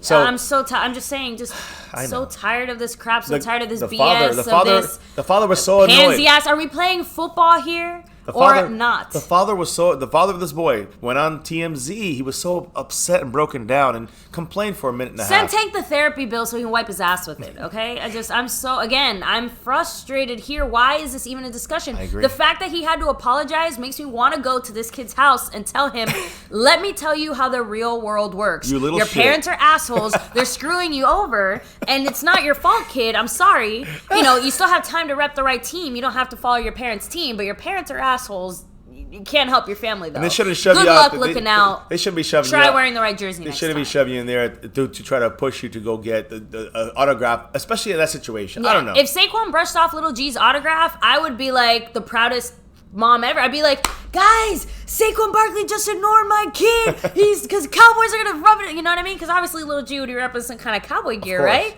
So to me, I would be famous in cowboy circles because Little G would probably go up there and hopefully talk some smack. My point is that, and I understand, baby, I agree. But even listen, if you're in a situation, you don't think Jalen Smith signed autographs from opposing player fans or whatever, opposing team fans? Of course he has. I'm sure he has. But my point is that he was basically, when he walks by, it means no, I'm not signing right now. He just didn't say anything, and the other guys before him also did the same thing. All he did was make a joke at the end of that. Is that the butthurt part? I mean, that's exactly. The part. And it's signing the free towels that, again, I took 2 from the seats next to us because they were empty. Yeah. You know what I mean? So we have 4 at home, but the point is they are free. It's not like, right, guys, we all trashed. know it's ending up on eBay. Again, I still have very personal feelings against the asshole who took the Emmitt Smith Pro Bowl shirt from my goddamn hands. I still feel the physical pain. Like, every time I think about that memory, I tell fiance, I get phantom pain in my body from my body hitting the bleachers as hard as they did. And the emotional pain of knowing Emmitt Smith looked at me, he smiled at me, and he threw that shirt at me. And all I have to show for it is emotional scars. And he did it for eBay for exactly. Nothing. So I guess I could have paid hundreds of dollars for it on eBay, I'm sure, but let's move on from this, guys. The point is, Philly this Cowboys should not be 76. a topic of discussion. Philly Cowboy, there you go, man. I just wanted, yes, you were asking about it. This should not be a topic of discussion. So we got a whole bunch in there. There you go. So yeah, guys. So yeah, that was just. I don't even want to get into it because it's so silly in my opinion. So going back to the football here, yes. wrapping this thing up. A couple last things here, and then I'll go to the NFL news as well, real quick. But what Zeke said, he breaking down kind of the way things are going to look for the Cowboys. He said, "quote We're so balanced and have so many playmakers around the field." I mean, can't echo that any better than that. Let me see here. I'm going to save that for later. Tank said this about. I'm not going to even bother about his quotes about the kid, the autograph, because you know what? It's so silly. He apologized, whatever.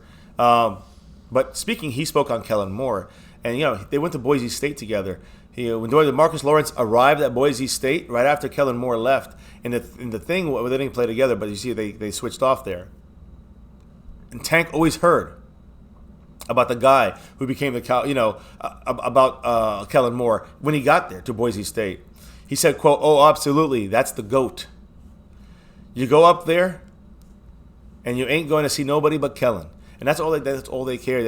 Kellen Moore, was the talk of Boise State. So they knew about him back then. Now, talking here a little Kellen Moore here, a little more. The Cowboys in this Giant game used play action. A crazy amount. We discussed this the other day. Almost 47%, 46.9% of Dak Prescott's passing dropbacks were play action. And you could throw in there, listen, this is the second highest, rate in week 1. I think only the Ravens went a little higher than that, I think. Dak was 14 of 15, 207 yards, and 3 touchdowns in the play action sets and stuff like that, and plays, basically. That includes not just putting it in and taking it out, but also RPOs, where he pulls it out and then, throws it or runs it or whatever it may be. So, but we're talking about passes, so it'd be only on the passes in the play action RPO situation. So, that's unbelievable numbers in my opinion. And the Cowboys use play action 25% of the snaps, which again, that was last year. I mean, 2017, we only used it 25% of the snaps with Linehan. Now we're almost at 50%. I mean, mind-blowingly unbelievable. And we've been screaming it for the last 2 years as well. So, and a lot of you guys as well. So it's not like everybody knew it but Lenahan. Yes, and Voodoo Alpha with the $2 Maher. Much love. I'm going to start selling New York Giants butt donuts. You better get some Prep H with that, too. Right in time for week 2. Oh, by the way, I just realized on that little screen there we were celebrating, that was the one that was tipped up by David Irving and intercepted by Byron Jones for a pick 6 against the Redskins. Really? Yep, that was that play. We won't mention that first name every more, but yes. Yeah. So, anyways. So again, thank you so much. Voodoo Alpha. He's still holding strong as up always, there. guys. Cowboys abroad has 67 points. Who's 68? Do we have a 68? I think is it Adam Redmond? I think so. Might be. Yeah. So there you go. So an Adam Redmond takes it away. Takes down the stream balls. Cowboys abroad all the way in Japan. Subscribe up to him, please. And Jeremy Bramlett, the donation weekly winner last week. Much love. Voodoo Alpha, triple love to you. He's in first place right now. Yes, and of course the Cash App King and or Queen is still up for grabs for this week. Let me put it up here, actually. Currently, I believe Voodoo Alpha is the last. Let's see who it is. Bam! Yes. Look at that new picture, guys. Woo! How do you like the new one? I think everyone likes this one a little better. Probably. I hope. Than that freaky Zeke. You don't like Poor that? Zeke has that tattoo for life, so. Bam. I hope he enjoys being freaked out by himself. Voodoo Alpha. There we go. Voodoo Last Alpha, week's champ, thank you. baby. So Voodoo's got the crown there as well, guys. So thank you, Voodoo. He's got all right, back to the football. He's getting fed with that Cash App. Hey, watch out. Zeke might be eating some of Dak's Cheerios. So again, I mean? the threat of play action, though, I want to drop one little last dime on this one here. The threat of play action, it was not just with number 21, Ezekiel Elliott. It worked. That touchdown to Blake Jarwin, that was not Zeke back there. It was Pollard. Tony Pollard. Hey, by the way, you remember that other one too? Whereas, there was some first downs and stuff like that we ran with Olawale in the game, with a little bit of that RPO when Dak ran it, though. It was not counted in this. But he did pass sometimes. In fact, he was responsible for helping blocking. Not really RPO, but just coming in there and picking up the blitz to give Dak that touchdown to Amari Cooper. Zeke, Pollard, Olawale, all these three guys were included in these numbers. They were also utilized in the play action. So that is amazing, and honestly, it goes beyond what we ever thought would happen. And that's the great thing. When you don't know what's going to happen with someone like Kellen Moore, you got to wait for the facts to actually hit the table. You can guess. You can say, oh yeah, Kellen Moore's going to do this, or Kellen Moore's going to do that. We won't be allowed to do this. We won't be allowed to do that because of Garrett. And we see that Garrett's definitely let him. You got to give Garrett some credit for a lot of credit for letting him go this route and letting him really take over a lot more than I think. Honestly, I bet you behind the scenes, in these coaches' meetings and things like that, there probably is a lot of, hand-holding and step-by-step approval by Garrett behind the scenes before anything is executed. You get what I'm trying to say?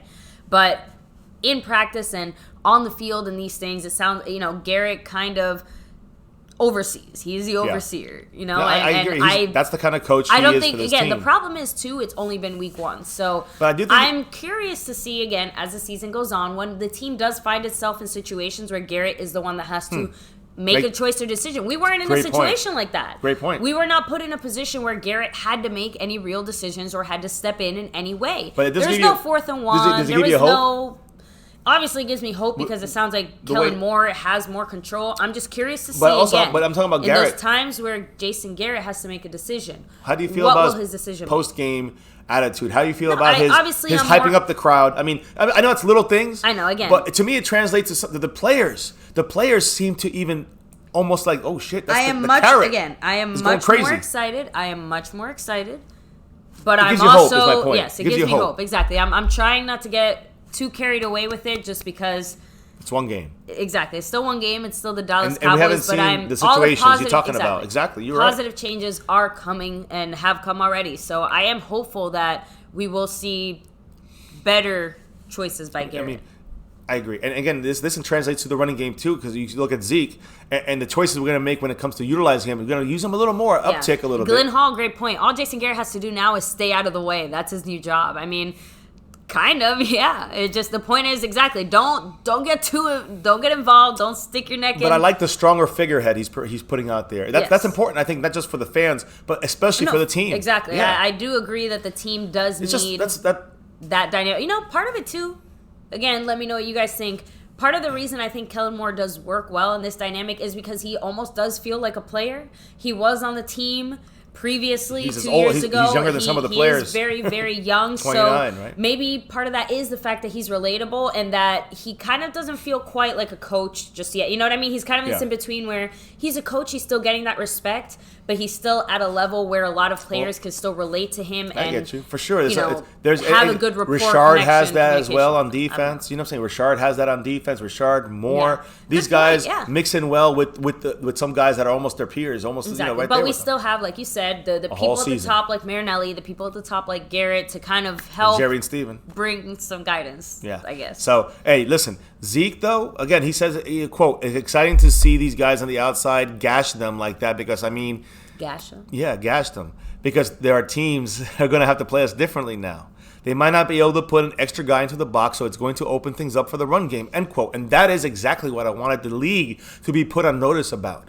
This is huge because now you're going to see other teams going to say, shit, we cannot put that eighth guy in there. We can only get 7. And when they run, the Cowboys are going to get 2, 3, 4, 5 or more yards. Every fucking carry. Yes, I said it. And again, this is just the first game. Took it easy with Zeke. Don't put too much into that.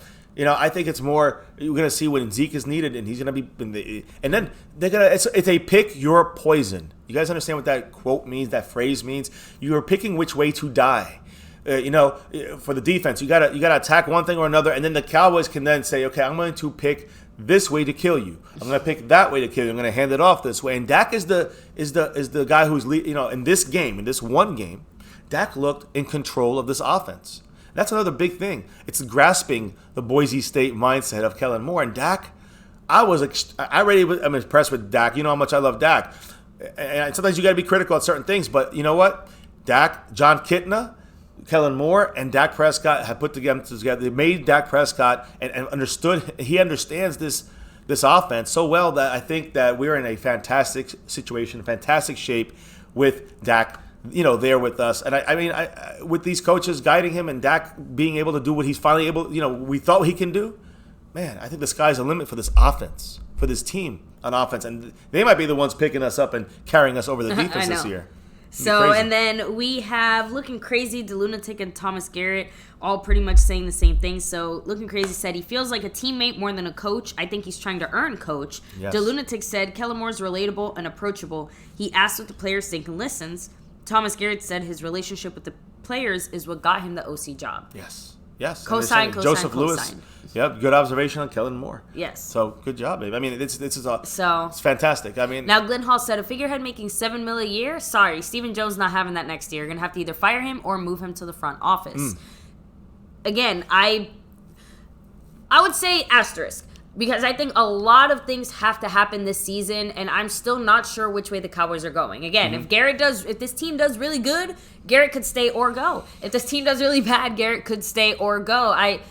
I'm still not 100% sure which way the Cowboys are leaning just yet, and I think that's kind of the point. They're leaving their options open. There's nothing set in stone just yet. We have to see how the season plays out and what is going to be the best fit for the team. I don't think it's I don't think it's out of the question, I should say, that Garrett comes back or is extended or brought back in some way. I also don't think it's out of the question to see him gone and see someone else replace him. Cough, cough, Kellen Moore, cough, cough. I'll leave that there. Back to the news. Well, no, I just want to talk about Dak here for a moment, and against the Giants. Guess who's Dak? Dak again.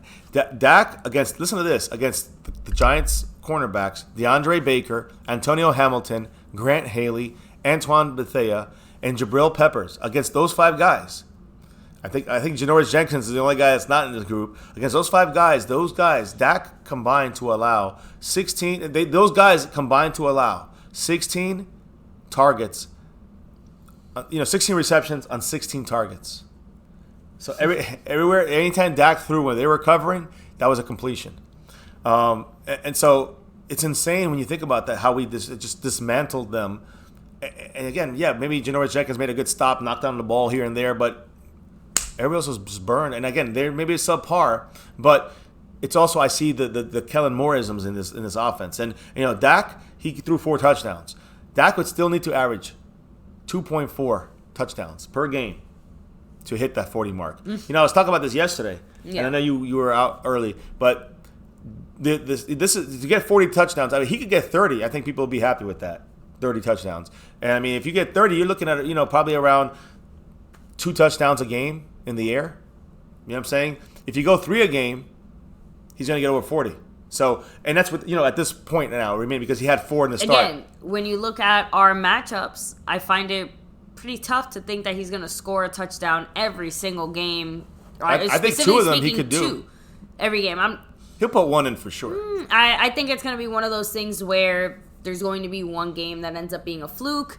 It just ends up being more runs. Well, I'm saying average-wise. And not just that, but we're also discounting the fact that Dak's probably going to run in a few touchdowns himself. So, if needed. Just saying, take 2 or 3 of those that would have been in the air and give them to Dak on his legs on the ground. Just saying. Overall, it is possible, but you see, numbers like this, guys, I think you're expecting the wrong thing from this team. You have to be realistic about the type of team that we are, and I understand with Kellen Moore, we're changing all kinds of things up. I still don't think that takes away the fact that the identity of this team, I think, is Zeke. So, and when that, to me, that comes down to the fact that, Zeke is Zeke, right? I don't think I have to explain why I think that, but the point is that when you have Zeke as the identity of your team, you are going to be a more run-based team, naturally. Yeah, we have a double drop right here. The first time in the history of My Cowboys Family. You got Mr. Voodoo Alpha here, MCF computer extraordinaire here. Voodoo Alpha dropping a $2 maher here in the super chat at the same time, dropping $5 of love in the Cash App. There we go. He said Kellen's motion lotion, shifting to the 21st century. And not only Thank that. you so much, Voodoo Alpha. Much love to Voodoo Alpha. He as puts you can the see. lotion on the skin. He also gets the host. Gets the big heart there for this comment. Yes, he said for Gruden predicted Kellen Moore would be a scary mofo. Oh, that is true. That is very true. He also said lots of good things about Dak as well, if you don't recall. That little Gruden camp he had. Yeah, oh yeah. Man, much love there for the Cash App drop. Voodoo Alpha takes the lead again for the week. And thank you, Voodoo. Thank you for all you do here and helping us get this computer we have right here. Much love to you, man. Yes, Voodoo guys. Alpha. We could not do what we do here at MCF if it wasn't for a lot of you Alpha's guys, help. And of course, all you guys in the chat here. Shout out, let me see, Otter Life, Burn Bar. I see Looking Crazy, Philly Cowboy, Daniel Mesa, Joe Garcia. The crew's here. Much love. And don't forget the Roundtable crew as well. Lunatic as well. Sub it up to them. Their links are down below. Cowboys Otter Abroad, Life. South to Heaven 88. Much love to all these guys. Yes, I'm sorry. I didn't. No, go ahead. Yeah, so listen. There is an important development, I guess you can say, in the Dak Prescott contract situation. Good. But I still don't hear ink is dry. Cowboys source says the team has. Listen to this. Cowboys source says that the team has advanced to the point of pricing out an insurance policy. Hold on a presumably forthcoming Dak Prescott extension. Aside from Jerry Jones's imminent feeling, it suggests that each side has some parameters already laid down. Clearly, a healthy amount of optimism. So that's again, no more forward progress, but genuine question for you. What does that mean, like an insurance policy? So is this a normal thing? Like teams put out or take out insurance policies on their big players in case something happens, they're able to recoup some of that money? Because I've never, I've heard of personal insurance policies for these players, but I've never heard of a team insuring a player. Well, I think that has to, maybe some of the... I know it's possible. Again, your job, the same way that, for example, obviously I'm not in a job where it's necessary, but my son's dad does have life insurance through his job, and his job pays for and provides for that as part of their benefits package. But they also have an insurance policy on him because if anything happens to him, they will be able to recoup costs on the amount of, training and effort that it would take to find someone to fill his spot if something were to happen to him. I'm gonna be honest. I don't know. That's a great question. I'll look into that, and hopefully I'll have some more answers for you tomorrow. Yeah. Again, we can only assume that it is somewhat similar to that, since insurance policy kind of makes you think they have some kind of something that they'll get their money back on. But again, guys, we'll let you know as soon as I know more. Yeah, and again, just to finish this up, guys, as far as the Cowboys-Giants game, that play with the Zeke scored a touchdown, there were so many things that could have happened where Dak could have kept the ball, Dak could have thrown it to Witten on that, like similar to a touchdown play, except Witten's coming around, almost show block and then go out for a pass. All this stuff was on that play. They could have handed it off to Tavon Austin coming around right in front of him. Of course, could have handed it off to Zeke. Or of course, could have thrown it on the slant to Amari Cooper. There were 5 options on that play, if it was an option play, which I don't think it was. But a point here is, the Cowboys scored earlier. I don't know if they scored earlier. No, I think it was a big pass to Beckel Gallup. I don't know. My point is, no, it was the play to Zeke. Remember that first down to Zeke where it was a screen pass? That's only catch of the game. That play, almost exactly, they sent Cobb across first. Then they moved Amari Cooper. Then they moved Witten over Amari Cooper. And then they had Cobb, instead of Tavon Austin, come across and do like the handoff. And this time they didn't do any of those things. They didn't hand it off to Zeke either. He held it for a second, looked to the left, and then immediately threw the screen to the right, and we got 10 yards and a third down and long. So my point here is, that's the same dressing. This is going to be weird. It might blow your mind here. This is the same dressing, but a completely different fucking play. Completely different fucking play. It's a 6th option. I didn't even thought about that option. This is insane. I know. Kellen Moore's blowing my mind right now, man. I gotta give him big ups. Exactly. So Rudolph said, I have life insurance just in case the Cowboys get robbed during a Super Bowl by the refs. Ooh, man, I'm gonna have to take out that policy. Here's the problem with as that well. policy. That policy does not pay out in Super Bowl rings. That's a good point. Anyway. So one last thing, I want to flip it on the defensive side of things. And Xavier Woods made a great play. Really, on that play, remember the game ender, I would say, when Eli Manning on 4th and 1. First they handed it off to the fullback. What? On 3rd and 1. And then 4th and 1, they handed it off to, they play action. Eli running out to the outside, and LV was burnt inside for a moment. We talked about that play on our recap. But he got back to the outside and forced Eli to just like, what the fuck I'm going to do kind of thing. Yeah. But it was that along with, in the background, Xavier Woods, guys, was in the back of the end zone, and he was playing safety, and he ran across, kind of went in front of one receiver to kind of stop that option for Eli, but had his eyes set on another part of the field where he was going to cut off the receiver there. In fact, he got so close because there was a flag thrown. He bumped him. He bumped him and knocked him out of bounds and tripped him up with Anthony Brown. The ref there threw the flag, and then I don't know what happened with the penalty, but that was really weird, I will say.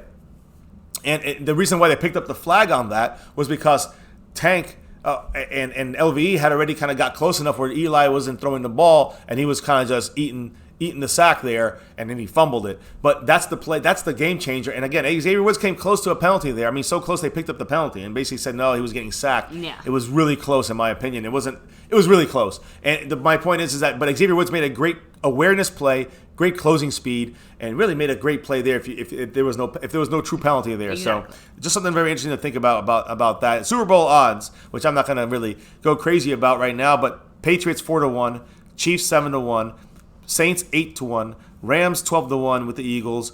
They're still above us. The Chargers 14-1, and then our Cowboys with the Packers and the Vikings at 16-1. You know what I think about that? The same thing I think about those goddamn power rankings. Fuck that shit. I don't care a damn about that. And NFL news style, I guess, here. Let me see. Let's talk about the Redskins for a moment here. Case Keenum said this, quote, "I'm excited to play the Cowboys." Yeah, bring it on. He said, "I grew up in Texas, obviously cowboy country. A lot of my friends and family back home, they got a big box of Redskin gear this year, but they have to hide it from all their friends. But they're a great football team." Well, thank you for that. You can be coming in, and we're going to show you guys how good we are there. Case Keenum and the Redskins there. Case Keenum, I'm growing up and watching the Cowboys. Quote, "Wherever you grow up, you're kind of a fan of that team. I got some fond memories doing a punt pass kick competition, and I guess with the Cowboy, as a kid." And he said that, and I also went to games as a kid. "I'm excited to line up against them. That's going to be really special." Anyways, let's make it real special, Cowboys. Exactly. So listen, real quick on NFL news. Chiefs. Oh, you guys cracked me up. What happened? Daniel Mesa said it's past midnight. Fuck the Eagles, and of course, the chatter ups and cheers and jeers for our favorite dirty birds. Yes, the green puke birds. So I love Cowboy fans. Yes, you guys are great. We're Cowboy Nation, baby. Yes. Representing proper. So, hey, the Chiefs, let's talk about the NFL. I'm going to run through it real quick, and we got to say goodnight, guys. It's 2 hours in. The Chiefs don't have Tyreek Hill. That's right. Tyreek Hill. They're not going to put him on injury reserve. They thought they might have to. So they say he's going to be out 4 to 6 weeks with that with that injury, and I think that's the worst case now for him. So the Jets receiver, Quincy Enunwa, he got a neck injury, guys. He's going to miss the rest of the season. He missed 2017, $20 million, a little over $20 million of the $32 million he just signed for last year is guaranteed. So that's ouch. not good either, though. So here's another one, guys. I don't know if you guys are looking at your fantasy football teams right now, but the LA Chargers announced today that Hunter Henry, the tight end, suffered a tibia plateau fracture to his left knee during last Sunday's game versus the Colts. He will continue to be evaluated, guys, but it doesn't look good for him. The time frame does not look good. J.J. Watt had the same injury in 2017, basically cost him the entire season, and he's still struggling with some of those after effects from that injury. But the Chargers kind of came out and they said, this is through Adam Scheffler, that they think it's going to be only about 4 to 6 weeks, which would be a huge plus on that situation, which is crazy again, guys. The fact that Hunter Henry injured again for them at the tight end position, which is something that we always are looking around. Now, listen, tomorrow we'll talk more, of course, about the battle between the Cowboys and Redskins. Yes. I want to make sure we get a couple last-second comments, at least, whatever's in there, fun or not. Injury prone, broken nerd. Yeah, I agree. That's what Broken Nerd just said. The Lunatic said LVE looks solid on D. He was second in tackles with 10. Xavier Woods led with 11, and I'm not sure how many of those were joint tackles for LVE, but Xavier Woods had 11 tackles, 9 of which were, solo tackles. Yeah. So there you go. And and I don't know if Philly Cowboy is still in the house, but I know he was asking about the T-shirts. Yes, when you do get one through Teespring, we have the links are down below. We also posted in the chat a couple times. You get a shirt through there. We also put that up on the board for you, just for the fun of it, man. Anything that comes in, we always want to make sure we give you recognition. If you guys want, if you guys don't want, let's send us a note. We don't have to do that, but however you want to ride, that's fine with us. We just support. We just appreciate your guys' support, and we want to make sure we display that for you guys, just for the love. I know we don't have to. Some guys don't even give a shit, but we care, and we appreciate you guys. Thank you. Take the extra time. Type your names up in here. The proper Voodoo, way. no way. He said bring back Antonio Gates. They might have to. They will have to. Every year they have to bring him back. Guy has to get back out of retirement every single freaking year. That's insane. Man, let me see. Yep, the Eagles did lose Malik Jackson. I think we spoke about that yesterday, Broken Nerd. Not sure how long he's gone for, but yeah, he is injured. And I'm not sure if he's going to be ready. That's why I'm not really looking at it right now. Because they play the Falcons, I think, and that's going to be a tough game for them. I don't think it's going to be an easy one, no matter how they looked against the Vikings, and they didn't look good. Falcons might beat they wanted a little revenge from a couple years back. My thing is that they still have Julio. It's personal here. Yeah, they got Devontae Freeman, they got Julio Jones, they got Matt Ryan, and they got Hopper, my tight end, in fantasy. My tight end is Witten and Blake Jarwin and Schultz. So. But my point is that, I think that they're going to want a revenge game here, get a little. They have the power to do that. I think the Falcons do. On the flip side, a team like the Redskins don't have that revenge power. They just don't got it, and they got to play us. I mean, they play the Eagles, and it's going to be a closer game, I think. I think our game is going to be a little bit more of a 38-13. Again, I know maybe it's a little too much. Falcons just remind me of Chaz Green every time. Yeah, Broken Nerd. I know, but now PTSD. But you're looking at the Eagles. So when I see the Eagles on the other side, I'm like, all right, I'll take a little. Chaz Green ain't on the team anymore, and Dak is way beyond where he was, coming from that PTSD. Yeah, I agree, but he's way past that now. So to me, he's a new. He's like RoboCop. He was, the other guys are beat up, whatever. He's a great guy, and rah. Now he's a freaking machine now. A well-oiled machine. That's what he said to his entire team. And they all repeated that. The squeaky wheel got the grease. Well, they all got the squeaky wheels then because they all got greased up. Dak was just dropping them. Bam, bam, bam. The buttering of the corner of the cob or to the representing. Hopefully he's representing. I'm just messing around. I don't know if he really is, but much love if he is. Represent my Cowboys family in there on his left arm. And, I don't know. I just love Amari Cooper and his ability to play through all the little foot injuries he's got. Not really little, but these receivers are really just balling out right now. Yes. Tavon, get good, get well, and let's see you on that field, man.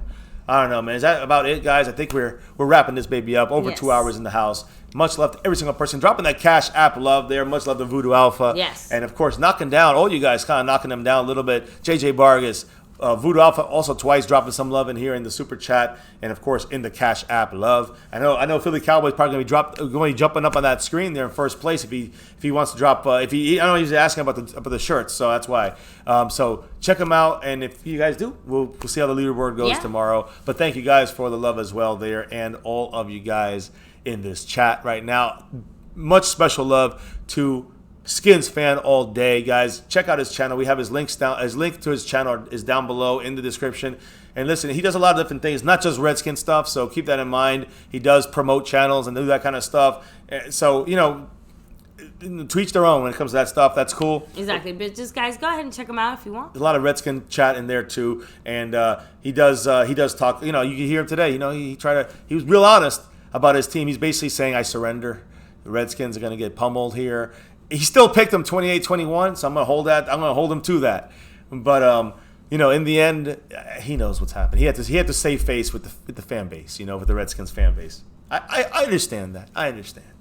But everything else told me there's not going to be anything close to that score. But much love to Skins Fan All Day. Sub it up to him down below, guys. So there we go, and we do have a wild Seahawk fan appearing. I know. I see. Vitaly's back. He was in here yesterday. Much love to you. Glad to have you in here. The Lunatic said he loves how Skins Fan All Day hates his coaches more than we did Carrot a few years back. Oh God, what's going on here? Yeah, no, I agree exactly. No, that's insane because I think about that like, oh my God, that's what we were saying some years back, right? I mean, now I'm like, I'm all orange now. I'm gonna wear orange paint next time and just go start clapping. I'm gonna be a carrot. I'm gonna be a bearded carrot. How you like that one? Ooh, yeah, guys. Fiance almost burst a blood vessel just in last week's first quarter. So yeah, I don't want to think about that first quarter. Sorry. But no, I mean, it was more with the fans. I was more with the fans. I know. The fans were getting me out of my groove. Yeah, I got triggered. I got out of my groove, man. You cannot cheer up and down like you won a Super Bowl because Chidobe Awuzie tackled Saquon Barkley after a 59-yard run. I'm sorry, I don't get happy. I'm like, all right, good tackle, Cheeto, but we blew that play. That's my attitude on it. And I don't expect everybody to be like me. I get it. That's why I can't go to these games. I can't be there because some of these fans, if they had gotten closer to that game, these fans would have frustrated my own fans. The Cowboy fan base would have frustrated me way too much. I could not sit there with that kind of shit. So listen. Luckily, you guys in this chat are not like that. You guys know. I give props to Awuzie for doing what he did there in that play, but I don't sit there and cheer for that. Exactly. I'm like, all right, good tackle, but fuck, we blew that play. Gives a shit about the tackle right now. That's the way I'm looking at it. I'm being real. Some of you guys might disagree with me. That's fine. But that's the way I look at it. So I can't help that. And I can't be around 50 other people in our section that are like, yeah, he tackled him. Yeah, good tackle. Exactly. With no awareness of what just happened. Awuzie, IAE. I mean, they don't even know who the fuck these players are, some of these people. But it is what it is, guys. Again, if you're watching, hit the like. If you're watching and you haven't already, subbed it up and hit the bell. I don't know what you're doing, but guys, we're live every day, news info updates. Keep growing the family. We talk Cowboys. We listen to you guys. We love the Cowboys. We love you guys. We talk that Cowboy realness here and support our team no matter what over everything, every day, sometimes twice a day, sometimes thrice a day. On Sunday, last week was a fucked up stream. That was never going to happen again because we were at the game. We just let it run, and unfortunately, the hotel internet stunk. So we, it reset itself for like 100 freaking just streams. It was just so horrible. So yeah, we went 100 times once live on our channel. I guess you can say officially. Exactly. So, exactly. Even a broken clock is right twice a day. Yeah. So. Much love to Broken Nerd, Philly Cowboys 76, The Lunatic, Vitality Seahawk, Glenn Call, Otter Life, Cleveland Brown. We have Joe Garcia, Broken Nerd, Dano896. We have Otter Life. We have Burn Bar, Thomas Garrett. Yeah. Voodoo Alpha, Broken Nerd, Voodoo Alpha. Let me see. That's as far back as I can go here. Glenn Hall. Mm-hmm. I know we had J.J. Vargas. We had Malachi Cowboys. Savage Time. Cleveland Brown. Miss Scouting Pro. Stephanie Smigo. Aaron B. No Dak Ninja. Billy Boobs. Cowboy fan. Who else we have in here? We didn't have Eastside Harold. Where'd he go? Yeah, I don't know where he went. The U. Haley 94 Where. Joseph Lewis, and on and on. The Stone Cold. Shoot, I think you got everybody else, baby. I think so. At least I don't see Azteca any. Aguilar. I see There you we in go. there. Snuck in there. Joe Garcia, much love. Kellen Moore is good. He's definitely, I would say this first game he was great, but we got to see more from him. We got to wait to see a little more from Kellen Moore, and I think we're going to be okay. I really do. I'm going to give another shout out here to our man, Voodoo Alpha. Of course, Zeke, of course. You see those Navy jerseys, right? That's what we're going to be wearing this week. Keep that in mind. Voodoo Alpha dropping that Cash App love in the Cash App area. So thank you guys. The link is below for that as well. So thank you for that. Of course, drop love in the Cash App. I mean the Cash App, but the Super Chat. I'm sorry, as well with him and JJ Vargas. So thank you guys. We're gonna rock out of here now. As you know, what it's always about. Yes. That beautiful Navy blue. That beautiful silver too. But really, it is. That star. Over every single thing, guys. When it comes to football, that's what it's about. The star over everything, over the players, over the coaches, over the owners, over everything. The star. Over everything. Never forget, guys, right here on My Cowboys Family, it's always about the star. Win, lose, or draw, good, bad, or ugly. Never forget, guys, right here on MCF, right here on My Cowboys Family, each and every day we will be repping the star over everything. Oh, yeah. And never forget. Go Cowboys! I am ready. I am ready for the Redskins right now. I wish it could be right now. I was saying it earlier. As well. I know you guys are ready for this game. Let's do it, guys. Let's do it. You know what I'm ready for? Bed. No, actually, I wish. Still have Yeah, I know. more We work still to have- do and other things, but no. You know what I'm ready for? Not really. I know that we have a lot World of domination. world domination. Also, we do have to give some love to everyone who dropped the love. Yeah, For everyone with the drops of knowledge in the chat. chat. Thank you, guys. Yes, the drops of love from above. But never forget, baby, before we drop out of here, tell them what I want to hear. We got to drop the beat.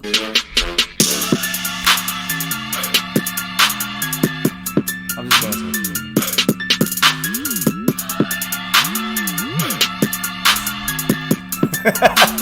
Thank you again for joining us here, guys. We will catch you later.